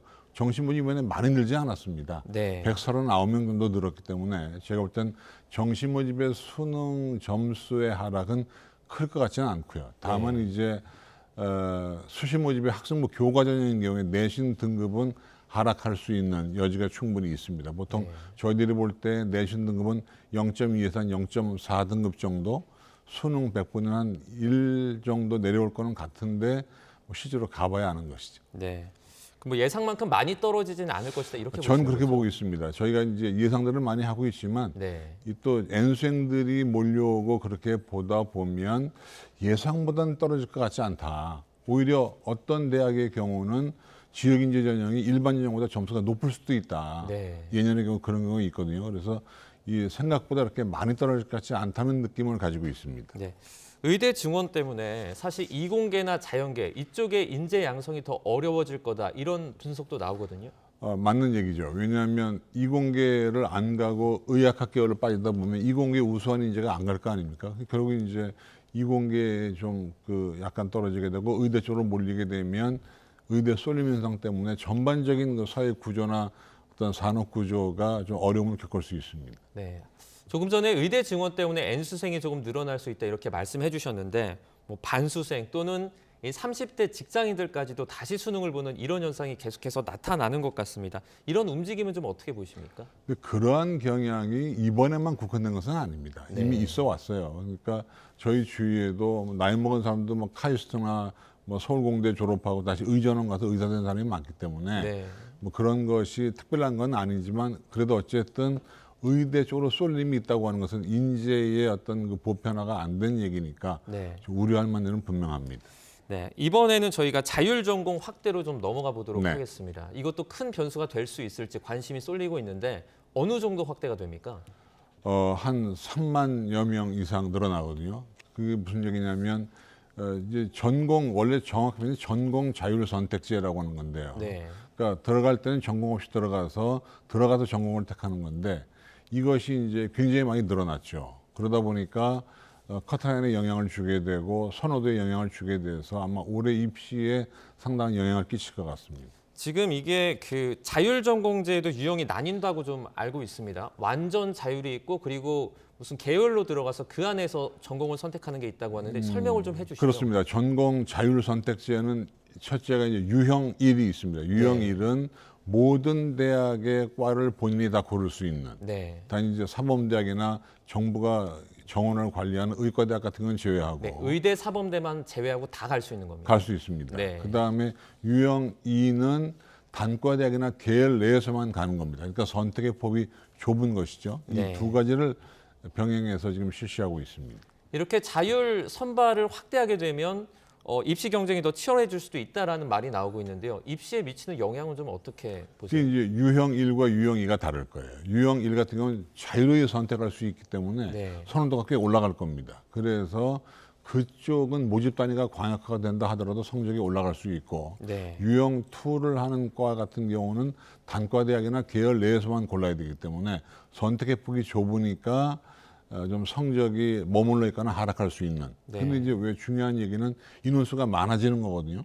많아지면 꼬리가 늘어지기 때문에 합격선은 내려올 수밖에 없는 상황은 분명합니다. 그 전에도 이제 일부 인원을 이렇게 자율 전공으로 뽑는 제도가 있지 않았습니까? 그렇습니다. 그 당시에도 이제 1학년 때 자율 전공을 한 다음에 2학년 올라갈 때 특정 학과를 고르게 되는데 인기 학과에 몰리는 현상이 생겼거든요. 그렇습니다. 다행인 건 아닌지 모르겠습니다. 저희 집 아이가 이제 그런 계열로 들어가서 공부를 했기 때문에 정확히 아는데 대부분 자율전공학부 나온 친구들이 문과의 학생들은 거의 다 경영학과로, 이과 친구들은 거의 다 컴퓨터공학과로 가는 상황이 있었거든요.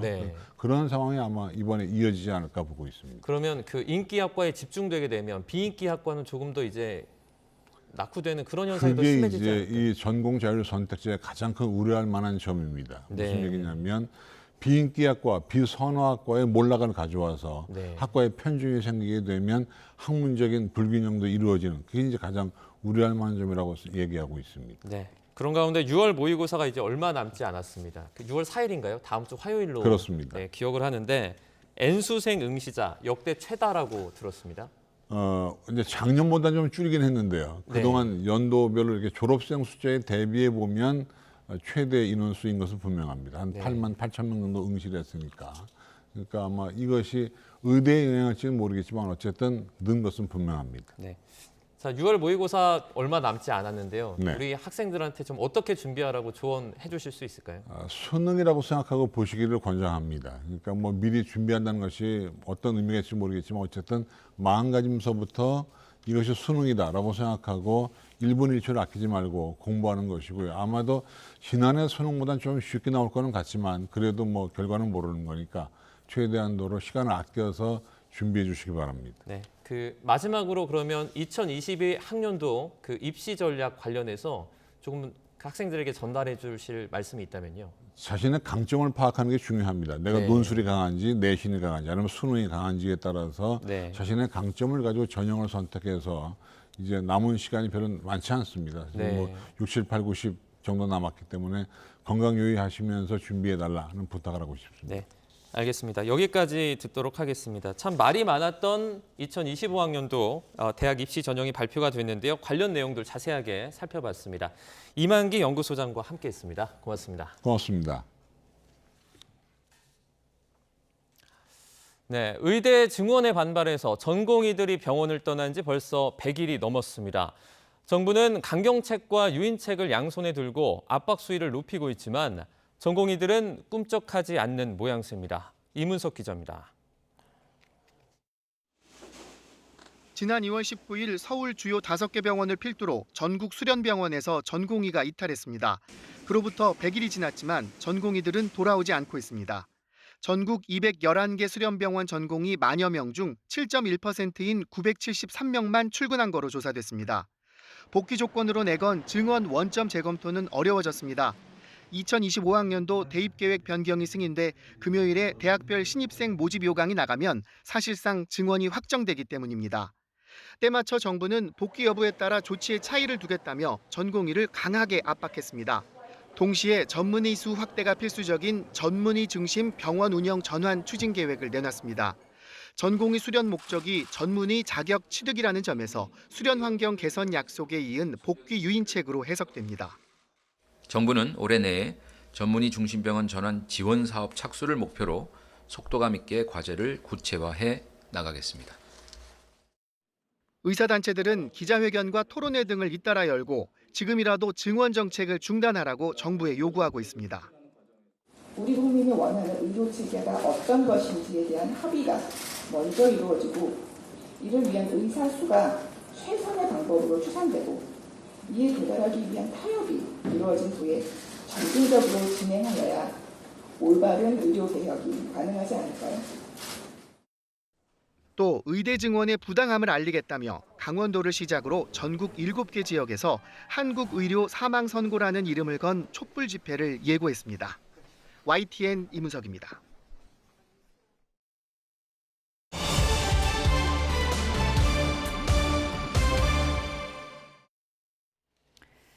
네, 각이 살아있는 정치평론 시사정각 시작하겠습니다. 오늘도 각이서는 두 분을 모셨습니다. 오늘은 박용찬 국민의힘 영등포을 당협위원장 그리고 이승훈 더불어민주당 전략기획 부위원장 두 분 나오셨습니다. 어서 오세요. 예, 반갑습니다. 네. 안녕하세요. 오늘 첫 번째 주제요. 내용 확인해 보겠습니다. 보여주시죠.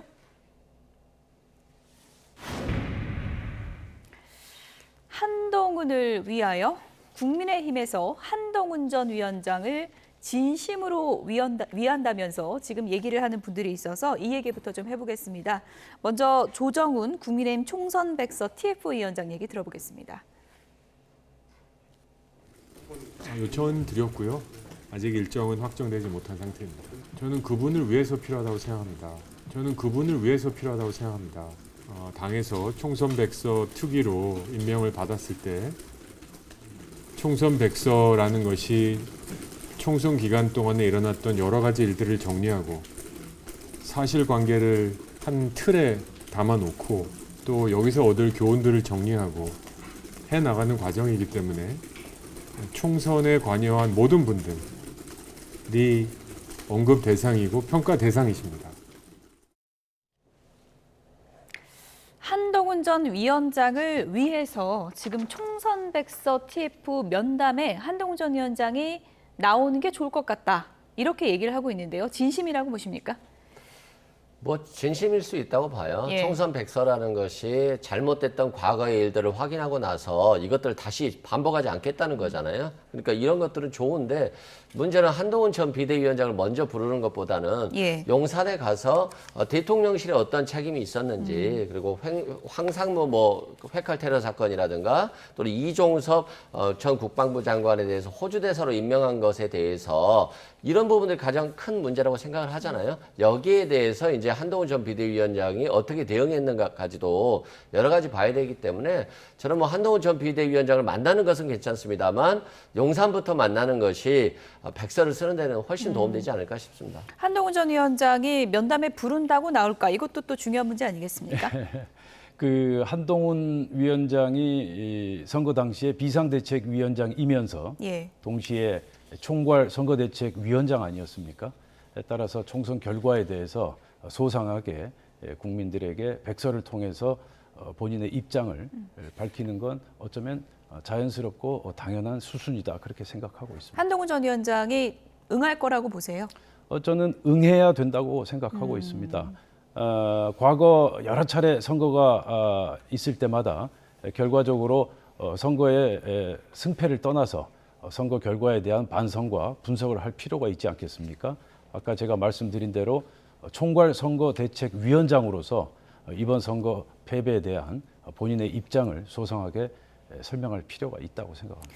네, 김종혁 국민의힘 조직부총장은 이렇게 계속 공개적으로 면담 부르겠다 얘기하고 뭐 날짜도 나중에 뭐 공개하고 이런 식으로 부르는 거는 공개적으로 좀 모욕 주기 아니냐, 정치적 의도 있는 거 아니냐 이렇게 비판했거든요. 정치적 의도가 있다고 볼 수밖에 없을 것 같아요. 예. 총선 백서라고 하는 것이 총선 패배의 책임인데 조용히 사실관계를 확인하고 나서 이걸 국민들께 발표하고 자신들에게 또 이제 되새기는 자료가 되는 거잖아요. 근데 뭐 몇 월 며칠 날 만납시다라든가 뭐 이렇게 자꾸 한동훈 전 비대위원장에 대한 것들을 언론에 내놓고 얘기하는 것들이 저는 좀 한동훈 비대위원장의 책임을 좀 늘려가려고 하는 것이 아닌가. 그래서 이번에 당대표 선거가 있다라고 하는데 그 선거에 좀 대입하려고 하는 좀 의구심이 들고요. 또한 마찬가지입니다. 뭐 용산의 책임도 있고 또 한동훈 책임도 있겠습니다만 결국에는 국민들 다 알아요. 누구 책임인지. 그렇기 때문에 뭐 백서 자체가 그렇게 중요할 것 같지는 않고요. 이걸 정치적으로 이용하려는 것 자체가 이 백서의 필요성을 없애버리는 것과 같은 결과를 주지 않을까 싶습니다. 예. 한동훈 원톱 체제가 적절했느냐 이런 의문도 있었는데 장동혁 의원이 이렇게 반문했습니다. 그러면 그 당시에 투톱, 쓰리톱 간다면 인물은 있었느냐 이 반문이거든요. 이건 어떻게 보세요? 사실 이제 원톱이냐 투톱이냐 쓰리톱이냐 그 대목은 그다지 중요하지 않다. 경우에 따라서 상황에 맞게 원톱일 수도 있고 투톱일 수도 있고 그 부분보다도 역시 우리 당이 이 선거에 임하는 상황에서 전략과 전술, 어떤 정책, 홍보 이런 것들이 유기적으로 잘 소통되고 제대로 효과를 발휘했느냐 그 대목을 우리가 백서를 통해서 밝혀야 되는 것이 아닌가 그렇게 생각합니다. 원톱 체제의 한계가 명확히 있었다 이런 지적도 있는 건 사실이지 않습니까? 제가 현장에서 봤을 때 원톱 체제의 한계도 있었죠. 예. 아주 무리한 스케줄. 예를 들어서 저희 지역구에 한동훈 위원장이 오셨을 때 예를 들어서 10분 이상 머무르지 못했던 부분들 그리고 지역구 유권자들과 충분히 소통하지 못했던 부분들 그런 부분들은 반성할 수 있겠죠. 그러나 그렇다고 해서 원톱 체제가 문제였다. 투톱 체제로 가야 했었다. 뭐 이렇게 얘기하는 거는 좀 경강부회가 아닌가 그렇게 생각합니다. 당내 문제니까 계속해서 좀 여쭤볼게요. 백서를 뭐 만드는 작업 다들 뭐 중요하다고 생각하고 있지만 조정훈 뭐 위원장이 여러 언론 인터뷰를 하면서 오해를 산 부분도 있고 지금 전당대회가 곧 열리기 때문에 오해 살 거 없이 전당대회 치르고 내는 게 어떠냐 이런 얘기도 있거든요. 그건 어떻게 보세요? 저도 그렇게 생각하고 있습니다. 원칙적으로 얘기하면 백서는 전당대회 전에 나오는 게 바람직하다 그렇게 생각하고 있습니다. 왜냐하면 전당대회 전이요? 전당대회 전에. 전에요? 네, 원칙적으로는. 원칙적으로는. 원칙적으로는 전당대회 전에 나와야 합니다. 빠르면 빠를수록 좋다라는 게 제 생각이고요. 그리고 많은 국민들이 지금 총선 백서에 대한 결과를 한번 보고 싶어 하거든요. 그런 관점에서 빨리 나와야 되지만 이 총선 백서를 둘러싸고 너무나 많은 내용과 갈등이 표출되고 있기 때문에 현실을 감안해 볼 때 전당대회 이후에 총선 백서가 나오는 게 무난하지 않겠나 그렇게 생각합니다. 당내에 그런 의견들이 좀 모이고 있습니까? 상당히 많은 논의가 이루어지고 있고요. 제가 감지한 당내 여론은 전당대회 이후에 발표하는 게 어떻겠느냐 하는 그런 의견이 대다수라고 할 수 있겠습니다. 조정훈 의원 말고요. 한동훈 전 위원장을 위해서 조언을 하겠다고 하는 분이 또 한 명 있습니다. 유력 당권 주자인 나경원 의원인데요. 그 발언 내용도 들어보시죠. 한동훈 위원장은 이미 이제 대선 주자로 분류가 되잖아요. 지금은 조금 쉬었다가 내년 정도에 등장을 해도 본인의 경쟁력을 더 키우는 일 아닌가 저는 이런 생각에서 당대표 잘못하면 소모될 수 있거든요. 그런 취지로 일종의 어드바이스를 한 거다. 견제는 저는 어드바이스였습니다. 어드바이스. 네, 저는 한동훈 위원장도 굉장히 잘 됐으면 좋겠어요. 젊으시고 우리 당의 앞으로 굉장한 자산인데 그 자산이 어떻게 쓰여지는 게 좋을까 하고 생각하면 지금 이 타임은 아닌가 하는 제 정말 진심입니다.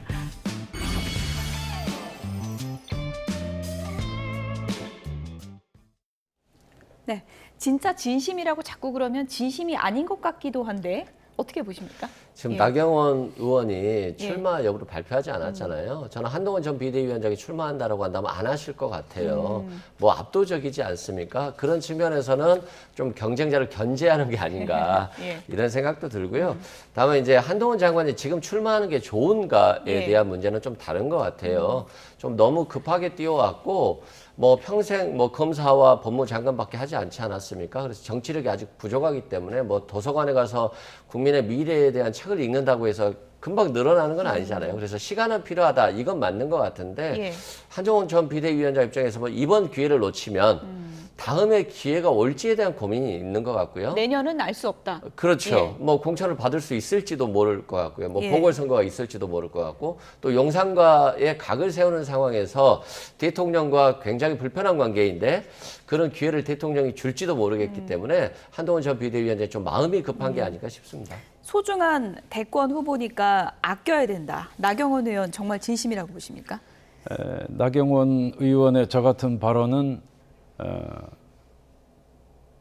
나경원이 한동훈의 정치권 선배다라는 점을 좀 강조한 발언 아닌가. 그래서 어드바이스 또 진심이다 이런 발언까지 하셨는데 객관적으로 봤을 때 나경원 의원은 한동훈 위원장에 대한 정치권 선배이기도 하지만 예. 또 잠재적인 경쟁자 아니겠습니까?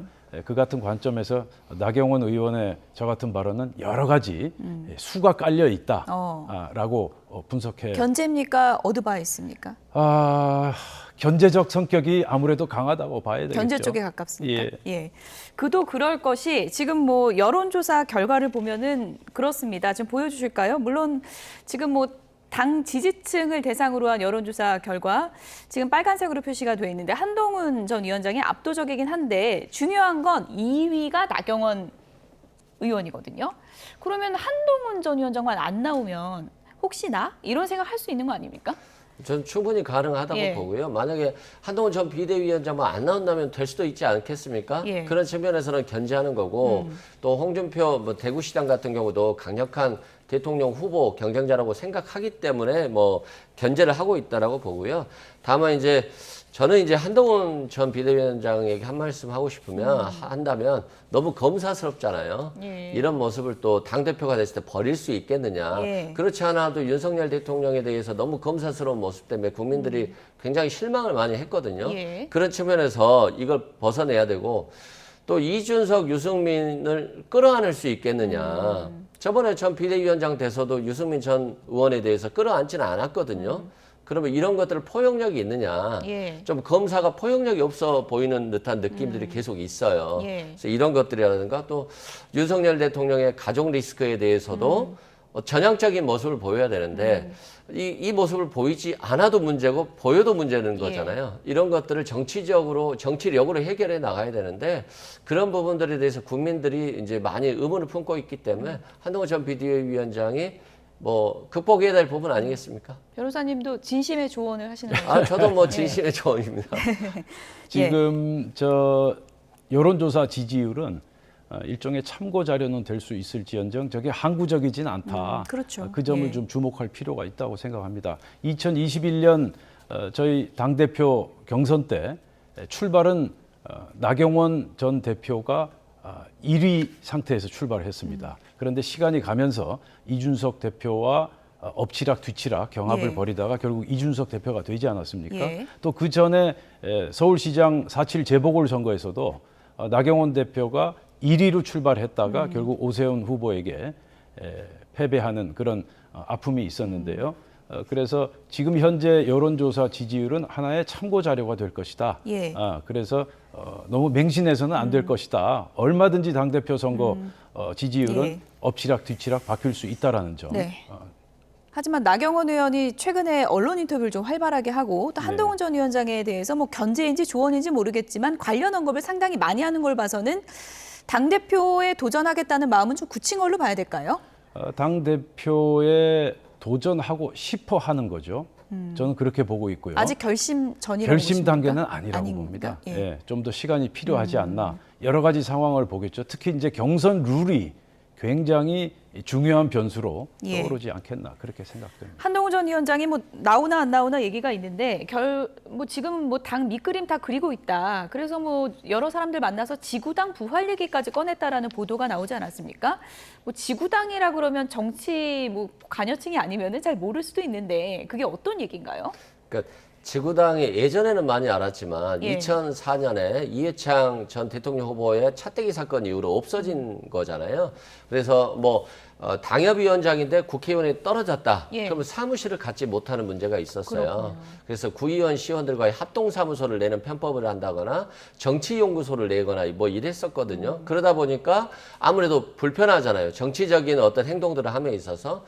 그리고 현역 국회의원들은 1억 5천만 원 정도의 뭐 후원금을 받을 수 있는데 예. 원외위원장들은 후원금도 받을 수 없었기 때문에 실은 정치적인 활동을 하는 데 있어서 굉장히 어려웠는데 그런 부분들에 있어서 공정의 측면에서 떨어진 원외위원장에게도 그런 기회들을 좀 주자 이런 예. 차원의 논의고요.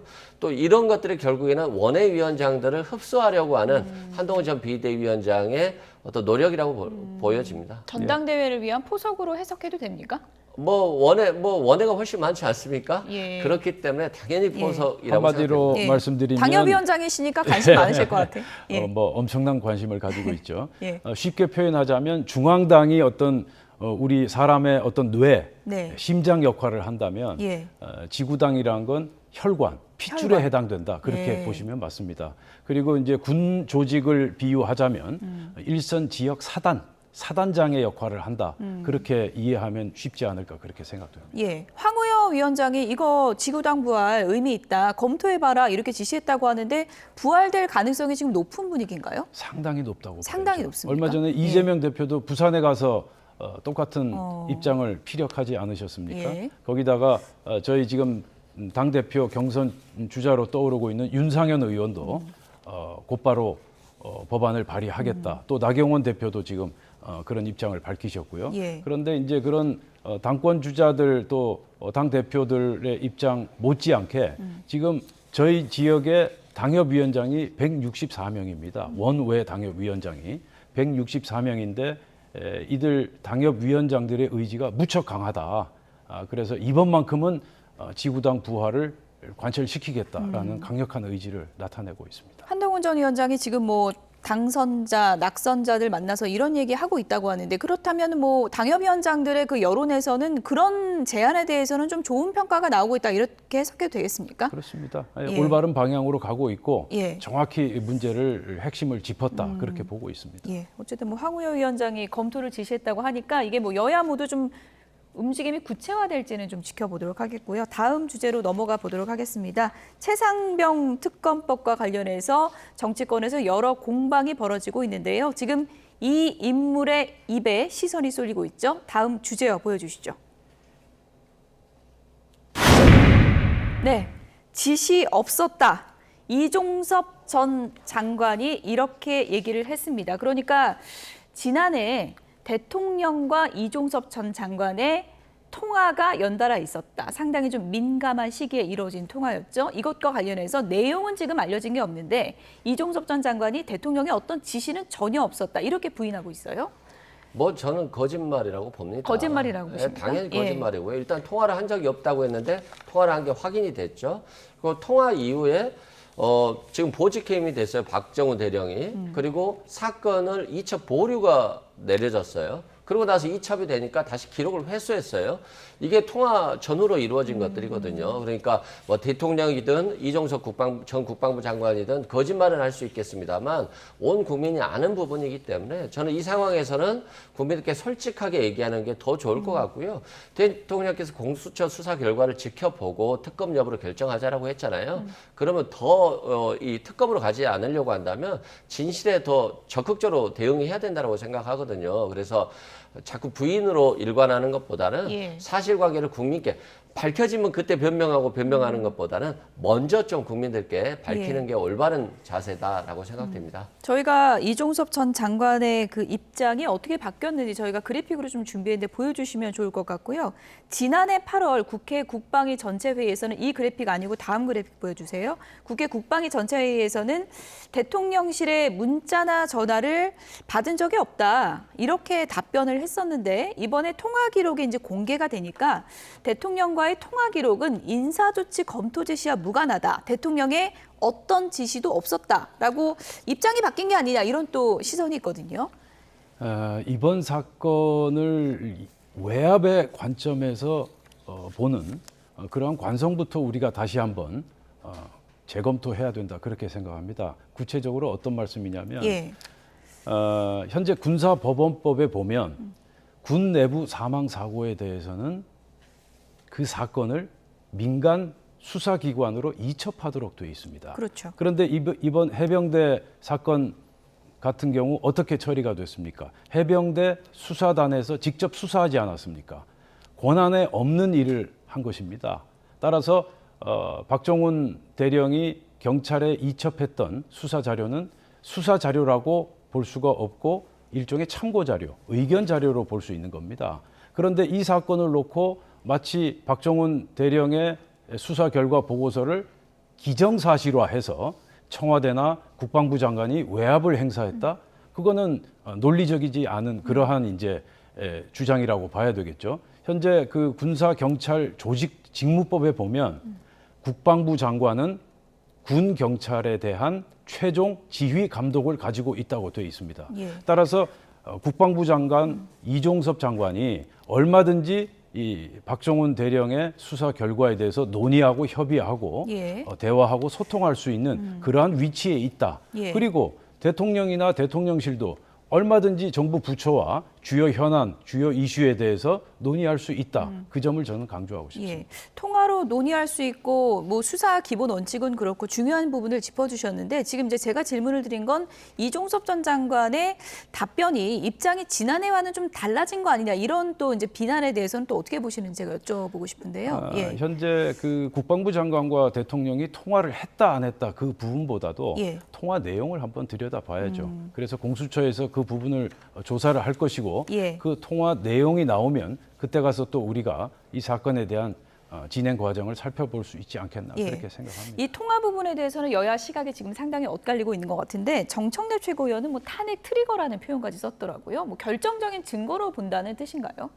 그렇습니다. 이게 뭐 결정적이죠. 왜냐하면 이게 나오지 않았다라고 한다면 대통령이 관여 안 했다고 해버리면 밝혀지기 어렵거든요. 그렇기 때문에 이 통화 기록 자체는 대통령이 관여됐다라고 하는 것을 알 수 있는, 명확히 알 수 있는 그런 자료다 이렇게 보시면 될 것 같고요. 이제 관련자들에 대한 수사가 되어야 되는데 이종섭 장관이 끊임없이 이렇게 거짓말을 한다라고 한다면 예. 결국 수사는 좀 어려울 것 같고요. 또 대통령실의 어떤 수사 방해하는 문제들이 발생할 수도 있거든요. 그래서 이제 오히려 국민들 입장에서 보면 특검이 필요하다. 이런 걸로 다시 또 더 쏠릴 수가 있기 때문에 저는 좀 대통령실이 더 큰 문제를 낳기 전에 말 그대로 탄핵으로 가기 전에 진실되게 좀 국민들께 밝혀야 된다. 뭐 국민들 다 알 수 있는 서류 아니겠습니까? 저는 좀 다르게 보고 있는데 네, 마지막으로 한 잠시만요. 말씀만 드리면 말씀드리고 기회 드릴게요. 뭐 박정훈 수사단장이 수사한 자료들을 경찰에 이첩했는데 그 자료를 참고 자료라고 했는데 공무원이 작성한 자료는 참고 자료가 될 수 없어요. 조사 자료 또는 수사 자료고요. 그건 정당하게 조사해서 넘긴 것이기 때문에 대통령의 개입하고 수사 외압하는 것보다는 경찰이 결정하면 되는 거거든요. 8명으로 넘긴 걸 2명만 기소할 수도 있고 8명을 다 기소할 수도 있는 부분이기 때문에 수사도 안 된 것들에 대해서 대통령이 꼭 외압을 행사해서 2명으로 줄여야 됐었냐. 이게 진실의 어떤 의미냐. 이거 압력으로 볼 수밖에 없다. 네, 말씀 잘 들었는데요. 아까 제가 말씀드린 것처럼 군 내부 사망 사건, 인사 사고에 대한 수사권은 경찰에 있습니다. 따라서 국방부 내에서 이 사건에 대한 충분한 논의가 여러 가지 이 관계자들과 함께 소통할 수 있다. 그리고 대통령실도 그 주요 이슈에 대한 대통령실의 입장을 개진할 수 있다. 그 과정에서 통화가 이루어질 수 있고 그 통화가 법적으로 그리고 도덕적으로 문제가 되는 것은 아니다라고 하는 게 저희들 생각이고요.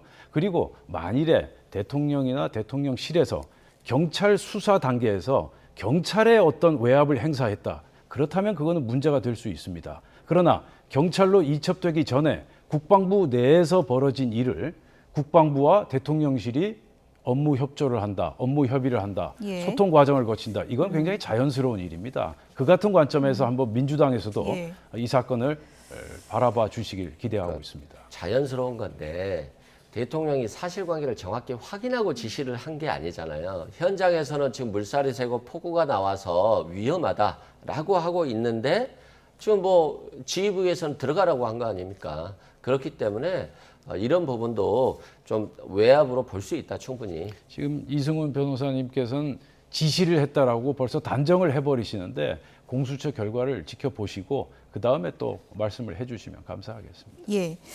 아까 질문 드린 거를 제가 똑같이 질문을 좀 드려야 될 것 같은데 예. 논의의 범위를 좀 좁혀봐서요. 지금 예. 이제 대통령과 이종섭 전 장관과의 통화 문제요. 예. 이걸 지금 야권에서는 굉장히 중요한 증거가 잡혔다. 일종의 뭐 정청래 최고위원 표현으로는 박근혜 태블릿 PC다 이렇게까지 표현을 하고 있거든요. 그건 예. 어떻게 보세요? 제가 아까 말씀드리지 않았습니까? 경찰이 수사하고 있는 과정에서 대통령실이나 대통령이 어떤 의견을 개진하고 어떤 암묵적인 주장을 했더라면 그건 문제가 될 수 있어요.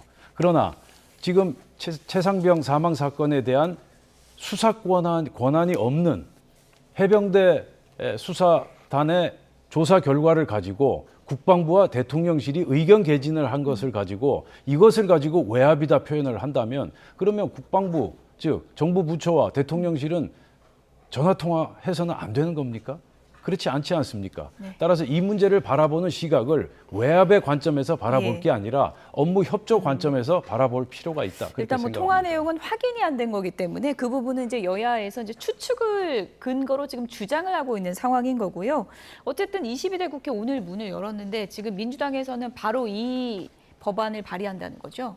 최상병 특검법. 그렇죠. 뭐 국민들의 최대 관심사고 또 윤석열 정부가 거짓이었음을 밝힐 수 있는 중요한 자료잖아요. 예. 그리고 최상병 사망 사건의 어떤 의혹들에 대해서 국민들이 가장 알고 싶어 하기 때문에 1호 안건으로 올라간다는 것이고요. 결국에는 좀 전향적으로 윤석열 대통령께서 좀 받아들이고 국민이 받아들여서 빨리 이걸 가지고 할 일이 많잖아요. 민생 경제 할 일이. 빨리 좀 받아들여 주셨으면 좋겠습니다. 예. 정말 할 일이 많지 않습니까 지금? 예, 그런 상황에서 지금 우리 민주당에서 최상병 특검법 이 사건에 너무 집착하는 것이 아닌가. 그리고 또 한 가지 지적하고 싶은 건 지금 과연 민주당이 이 해병대원 사망 사고를 진실을 규명하기 위해서 이렇게 강경하게 드라이브를 거는 것인지 의심하지 않을 수가 없습니다. 왜냐하면 지속적으로 최근 들어서 탄핵 이야기를 꺼내요. 실제 목적은 탄핵에 있는 것이 아닌가. 탄핵의 문을 열기 위해서 이 최상병 특검법을 악용하는 게 아닌가 하는 그러한 의심을 지울 수가 없습니다. 그런데 뭐 대통령이 관여한 게 없고 잘못한 게 없다라고 하시는데 탄핵 되겠습니까? 그럼에도 불구하고 대통령이나 이종섭 전 국방장관의 진술들이 사실관계가 지금 거짓으로 드러나고 있잖아요. 그렇기 때문에 탄핵의 마일리지를 쌓아가고 있다 이런 말을 하는 거거든요. 국민은 사실관계에 대처하는 모습들을 중요시하거든요. 근데 국민의힘에서 너무 사실과 달리 대응을 하고 있기 때문에 이게 좀 국민들의 분노가 쌓여간다라고 생각하면 될 것 같습니다. 어쨌든 이렇게 되면 22대 국회에서 최상병 특검법 또 상정되면 또 한 번 표결을 해야 되는데 그때는 국민의힘에서 딱 8표만 이탈을 해도 통과가 가능합니다. 이번 재의결에서 찬성표를 던졌다고 공언한 안철수 의원을 향해서 김태흠 충남지사 오늘 이런 얘기를 했습니다. 들어보시죠. 그렇게 되면은 당을 나가야 되는 거죠. 왜냐면은 당이라는 건 정치 결사체거든요. 예. 그래 그 전에 서로 간에 그 뭐 소신과 철학을 갖고 서로 이견을 얘기할 수 있죠. 예. 하지만은 이게 뭐 한 번도 아니고 뭐 두 번, 세 번 오면 정체성 문제라든가 아니면 자기의 그런 소신과 부합하는 그런 정당이 아니잖아요.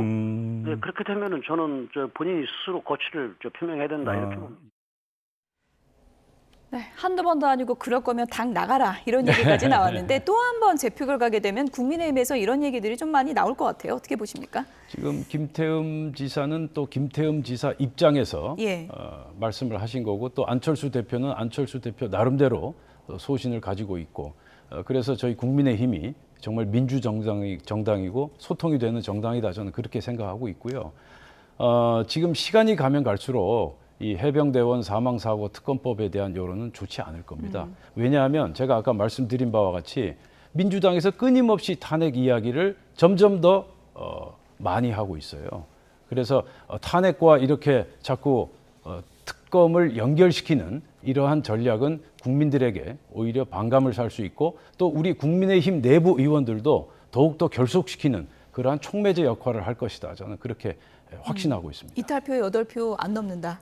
저는 확신하고 있습니다. 확신하고 계시군요. 사실 근데 지난번에도 지금 민주당에서 박주민 의원이 9표, 10표 얘기했는데 국민의힘에서보다 오히려 민주당에서 나온 게 아니냐, 이런 분석까지 나온 상황이거든요. 국민의힘은 생각보다 단합이 잘 됐다, 이런 예. 생각되고요. 뭐 민주당에서 이탈표가 한두 표 나왔을 수도 있고, 뭐 새로운 미래라든가 개혁신당에서 나왔을 수도 있는데요. 이게 똘똘 뭉쳐서 국민의힘에 도움이 된다, 또 국민들께 도움이 되는 그런 뭉침이라고 한다면 좋겠습니다만, 국민 다수가 찬성하는 최상병 특검에 대해서 똘똘 뭉쳐서 반대하는 것들이 국민의힘에 무슨 도움이 될까, 이런 생각이 들고요. 민주당이 탄핵 운운에서 불리해진다라고 한다는 것은 결국에는 윤석열 대통령이나 이종석 국방부 장관이 진실해야 되는 거거든요. 근데 계속해서 거짓말들이 나오고 있잖아요. 그러면 민주당의 위기로 갈 수는 없지 않겠어요? 국민의힘의 위기로 가지 않겠습니까? 여기에 대해서 대통령이 답변해야 될 때가 오고 있지 않나 싶습니다. 예. 어쨌든 뭐 최상병 특검 포함해서 22대 국회에서 여야가 해결해야 될 일들이 쌓여 있는 상황인데, 바로 이 문제도 있습니다. 마지막 주제요. 어떤 내용인지 보여주시죠. 네, 민생지원금 25만 원 전 국민 주자라고 주장했던 이재명 대표가 차등 지원도 수용을 하겠다, 이렇게 밝혔습니다. 어떤 얘기인지 잠시 듣고 오겠습니다. 우리가 민생회복지원금을 반드시 똑같이 지급하라는 주장 더 이상 하지 않겠습니다. 차등 지원도 저희가 수용하겠습니다. 우리가 양보할 테니 경기도 살리고 민생도 보살피는 이 정책을 수용해 주시고 구체적 내용을 신속하게 만나서 협의하면 좋겠다는 말씀을 드립니다. 민생지원금과 관련한 입장은 저희들이 여러 차례 말씀을 드렸습니다. 그걸로 대신하겠습니다. 네, 전 국민 안 되면 그럼 차등으로라도 주자, 이재명 대표가 이렇게 얘기를 했는데 여론 때문인가요? 어떤 건가요? 여러 가지 측면인데 여론 때문일 수도 있겠다 생각되고요. 또 물가 상승 압력이 있기 때문에 그런 것도 고려했을 것 같고요. 또 그럼에도 불구하고 경기의 마중물로서 뭔가 필요하기 때문에 고통받는 서민들을 위해서는 일부 차등 지원하더라도 해야 된다라고 하는 것이기 때문에 저는 현실에 맞게 주장을 수정했다라고 보고 있고요. 또 윤석열 정부나 국민의힘이 반대만 하기보다는 뭔가 지금 고통받는 국민에 대해서 대안을 좀 만들어줬으면 좋겠어요. 재정 건전성 하면서 경기 회복에는 미흡하면서 또 부자 감세에는 또 열심히 나섰다, 이런 비판을 받고 있잖아요. 저는 거부하거나 안 된다는 것보다는 대신 뭘 해주겠다라고 하는 모습들을 국민의힘이 보여주지 않으면 좀 무능한 정부로서 계속 국민들께 낙인 찍히지 않을까 싶어요. 차등 지원하자. 그러면 국민의힘은 입장은 어떤 건가요? 뭐 받겠다 이건가요? 어떻습니까? 한마디로 50보 100보다. 50보 100보다. 예, 50보 100보다. 25만 원씩 지원하는데 13조 원이 든다고 합니다. 제가 이런 비율을 한번 말씀드려 보겠습니다. 현대차가 전기 자동차를 생산할 수 있는 공장 7개를 만들 수 있는 금액이 13조 원입니다. 그러면 우리 김선영 앵커께서 어떤 길을 선택하시겠습니까? 당장에 25만 원씩 일회성 주는 게 좋겠습니까? 아니면 현대자동차 전기차 생산 공장 7개가 더 국익이나 민생에 도움이 되겠습니까? 그리고 아까 우리 이승훈 변호사 민생 말씀하셨는데, 예를 들어서 21대 국회에서 그토록 많은 반도체 기업들이 원하던 K-칩스법 왜 통과 안 시켰습니까? 반도체 기업들에 대한 어떤 시설 투자, 그리고 연구개발비를 지원해주는, 정말 지금 전 세계적인 반도체 패권 경쟁이 가열찬 그런 전개되는 상황에서 민주당은 이러한 부분을 지금 완전히 외면하고 있어요. 계속 쟁점이 되는 법안들만 국회 본회의에 올리고, 아무 쟁점이 없는, 논란이 없는 민생 법안들은 지금 뒷전으로 밀려나고 있어요. 그래서 우리 다수당인 민주당이 책임감을 가지고 이런 부분들을 좀 예. 심각하게 생각해야 될 예. 때다. 그렇게 오늘 박용찬 당협위원장 모셨는데 제가 끝으로 이 질문을 좀 예. 드릴게요. 이승훈 지금 변호사님도 좀 짚어주신 부분인데 지금 이제 언론 보도상으로 이제 시청자가 보실 때는 이재명 대표가 뭐 국민연금도 그렇고 제안을 많이 하고 국민의힘은 계속 거절하는 모양새로 나오다 보니까 너무 여당이 소극적이거나 대안 제시가 부족한 게 아니라 비판도 나올 수 있을 것 같은데요. 그건 좀 국민의힘도 고민이 필요한 지점 아닌가요? 뭐 그렇게 볼 수 예. 있겠죠. 저희도 어떤 미래에 대한 비전, 대안, 정책이나 법안을 제시해야 되는 그런 상황인데 앞으로 그렇게 되리라고 보고요. 그러나 이재명 대표가 제시한 어떤 법안들의 그 내용을 보면 어떤 전공법을 선택하는 것이 아니라 굉장히 꼼수를 선택하고 있다. 편법을 선택하고 있다. 국민연금법도 마찬가지 아닙니까? 저희 당에서 대안을 제시 안 한 게 아니고 구조개혁을 하자라고 새로운 대안을 제시했더니 그 점에 대해서는 무시하고 지금 다시 소득 대체율을 조금 1% 조정해 주겠다. 그거는 제가 볼 땐 본질적인 문제 해결 방법이 아니다. 예. 그렇게 생각하고 꼼수라는 있습니다. 주장에 대해서 하실 말이 있을 것 같은데 저는- 저희가 시간이 제한돼 있어서 20초만 드릴게요. 네, 예. 답답한데요. 예. 연금개혁도 한꺼번에 못하면 일부라도 해야 되잖아요. 지금 13% 보험료를 올리고 43% 소득 대체율을 받았잖아요. 그러면 그거라도 개혁하고 그다음에 또 구조개혁하면 되죠. 지금 놓쳤기 때문에 앞으로 연금개혁 윤석열 정부 때 못합니다. 22대 국회가 오늘 시작됐기 때문에 갈 길이 멉니다. 좀 지켜보겠습니다. 박용찬 국민의 명등포올 당협위원장, 이승훈 더불어민주당 전략기획 부위원장 두 분이었습니다. 고맙습니다.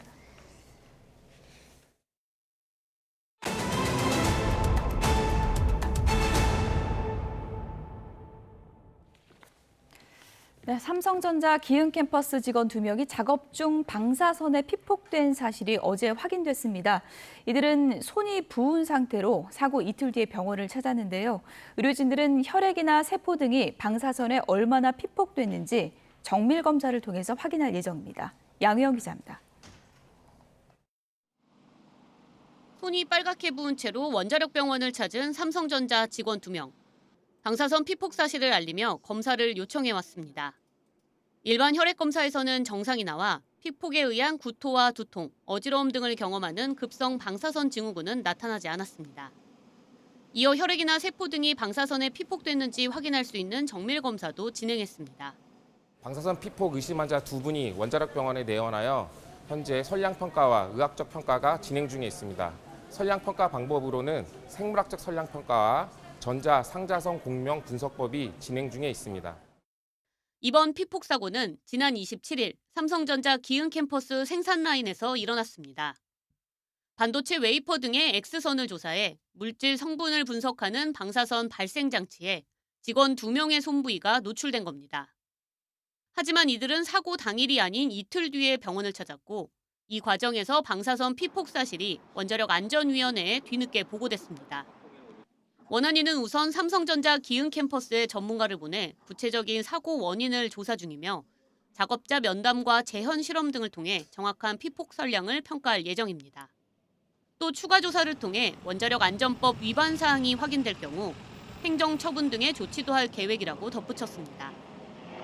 삼성전자는 보도자료를 통해 방사선 피폭 사고 발생을 인정하며 직원들의 치료와 건강 회복을 적극적으로 지원하겠다고 밝혔습니다. 피폭된 2명이 방사선에 의해 염색체가 얼마나 파괴됐는지 일일이 찾는 과정이 필요한데 정확한 피폭 결과는 최대 일주일 정도 걸릴 예정입니다. YTN 사이언스 양우영입니다. 라파를 공격 중인 이스라엘군이 하마스의 무기 밀수 통로로 의심되는 필라델피 전략 통로를 완전히 장악했다고 밝혔습니다. 미 백악관은 새 임시 휴전안이 추진되고 있다고 밝혔지만 가자 전쟁이 올해 안에 끝나지 않을 것이라는 전망도 나옵니다. 정유신 기자입니다. 멀리 보이는 라파시 도심에서 끊임없이 연기가 피어오릅니다. 라파 일대에서 격렬한 공습이 이어지면서 부상당한 남성을 급히 옮기는 모습도 목격됐습니다. 외신들은 라파 등에 대한 이스라엘군의 공격으로 수십 명이 추가로 숨졌다고 전했습니다. 이스라엘군은 전략적으로 중요한 라파 부근의 필라델피 통로를 완전히 장악했다고 공식 발표했습니다. 필라델피 통로는 이스라엘과 이집트 국경 사이 14km에 이르는 완충지대로 이스라엘은 하마스의 무기 밀반입 통로로 의심해왔습니다. 이스라엘군은 여기서 하마스 로켓과 미사일 발사대 수십 기를 찾았다고 강조했습니다. השיגו שליטה מבצעית בציר פילדלפי, בגבול שבין מצרים לרפיח. ציר פילדלפי שימש כצינור החמצן של חמאס, דרכו חמאס עסק בהברחות אמל"ח. 하지만 이집트 관영 매체는 가자지구 국경 인근에 무기 밀반입을 위한 터널이 있다는 이스라엘의 주장은 거짓이라고 비난했습니다. 이런 가운데 유엔 안전보장 이사회에선 가자지구 즉각 휴전과 인질의 무조건 석방을 요구하는 결의안이 제출됐습니다. As Israel rolls out significant ground operations in and around Rafah, the devastation is only intensifying. 하지만 미국은 유엔 안보리가 즉각 휴전 결의를 논의하는 것에 부정적인 태도를 보이고 있습니다. 대신 백악관은 임시 휴전을 담은 새로운 제안이 추진되고 있다며 하마스의 전향적인 자세를 촉구했습니다. 반면 이스라엘 고위 관리는 하마스와 전쟁이 최소 7개월 이상 지속될 것이라며 올해 안에 끝나기 어려울 것으로 내다봤습니다. YTN 정윤입니다. 어제까지 파란 하늘이 참 예뻤는데요. 오늘은 전국 하늘에 구름이 많습니다. 볕이 강하지 않아서 현재 서울 기온이 24도로 어제 같은 시각보다 약 2도가량 낮은데요. 앞으로 기온은 2도 정도 더 오를 것으로 보입니다. 이곳 한강공원에도 옷차림을 가볍게 한 시민분들이 많이 보이고 있는데요. 일교차가 10도 안팎으로 크게 벌어지는 만큼 늦은 시간까지 바깥에 계신다면 겉옷으로 체온 조절해 주셔야겠습니다. 오늘 전국 하늘에 구름이 많이 지나고 있는데요. 제주도에는 밤사이 약한 비가 지나겠습니다. 이 구름이 많지만 자외선과 오존에는 계속해서 주의가 필요합니다. 특히 오늘은 남부지방에서 더 높게 나타날 것으로 보이니까요. 무리한 야외활동은 자제하시는 게 좋겠습니다. 지역별 낮 기온 살펴보면 서울 26도, 광주 27도, 대구 28도로 어제와 비슷하거나 조금 낮겠습니다. 당분간 낮에는 다소 덥고 아침 저녁은 서늘한 초여름 날씨가 이어지겠습니다. 다만 내일 새벽부터 오전 사이에는 전남 해안가에도 약한 비가 지나겠고요. 주말에는 중부와 경북 지방에 비가 내릴 전망입니다. 내일까지 남해안과 제주도 해안에는 너울성 파도가 높게 일겠습니다. 해안가 접근을 자제하는 등 안전사고에 각별히 주의해 주셔야겠습니다. 지금까지 YTN 고은재입니다. 뉴스나 오늘 순서는 여기서 마치겠습니다. 내일 오전 11시 30분 더 생생한 뉴스로 찾아뵙겠습니다. 여러분 고맙습니다.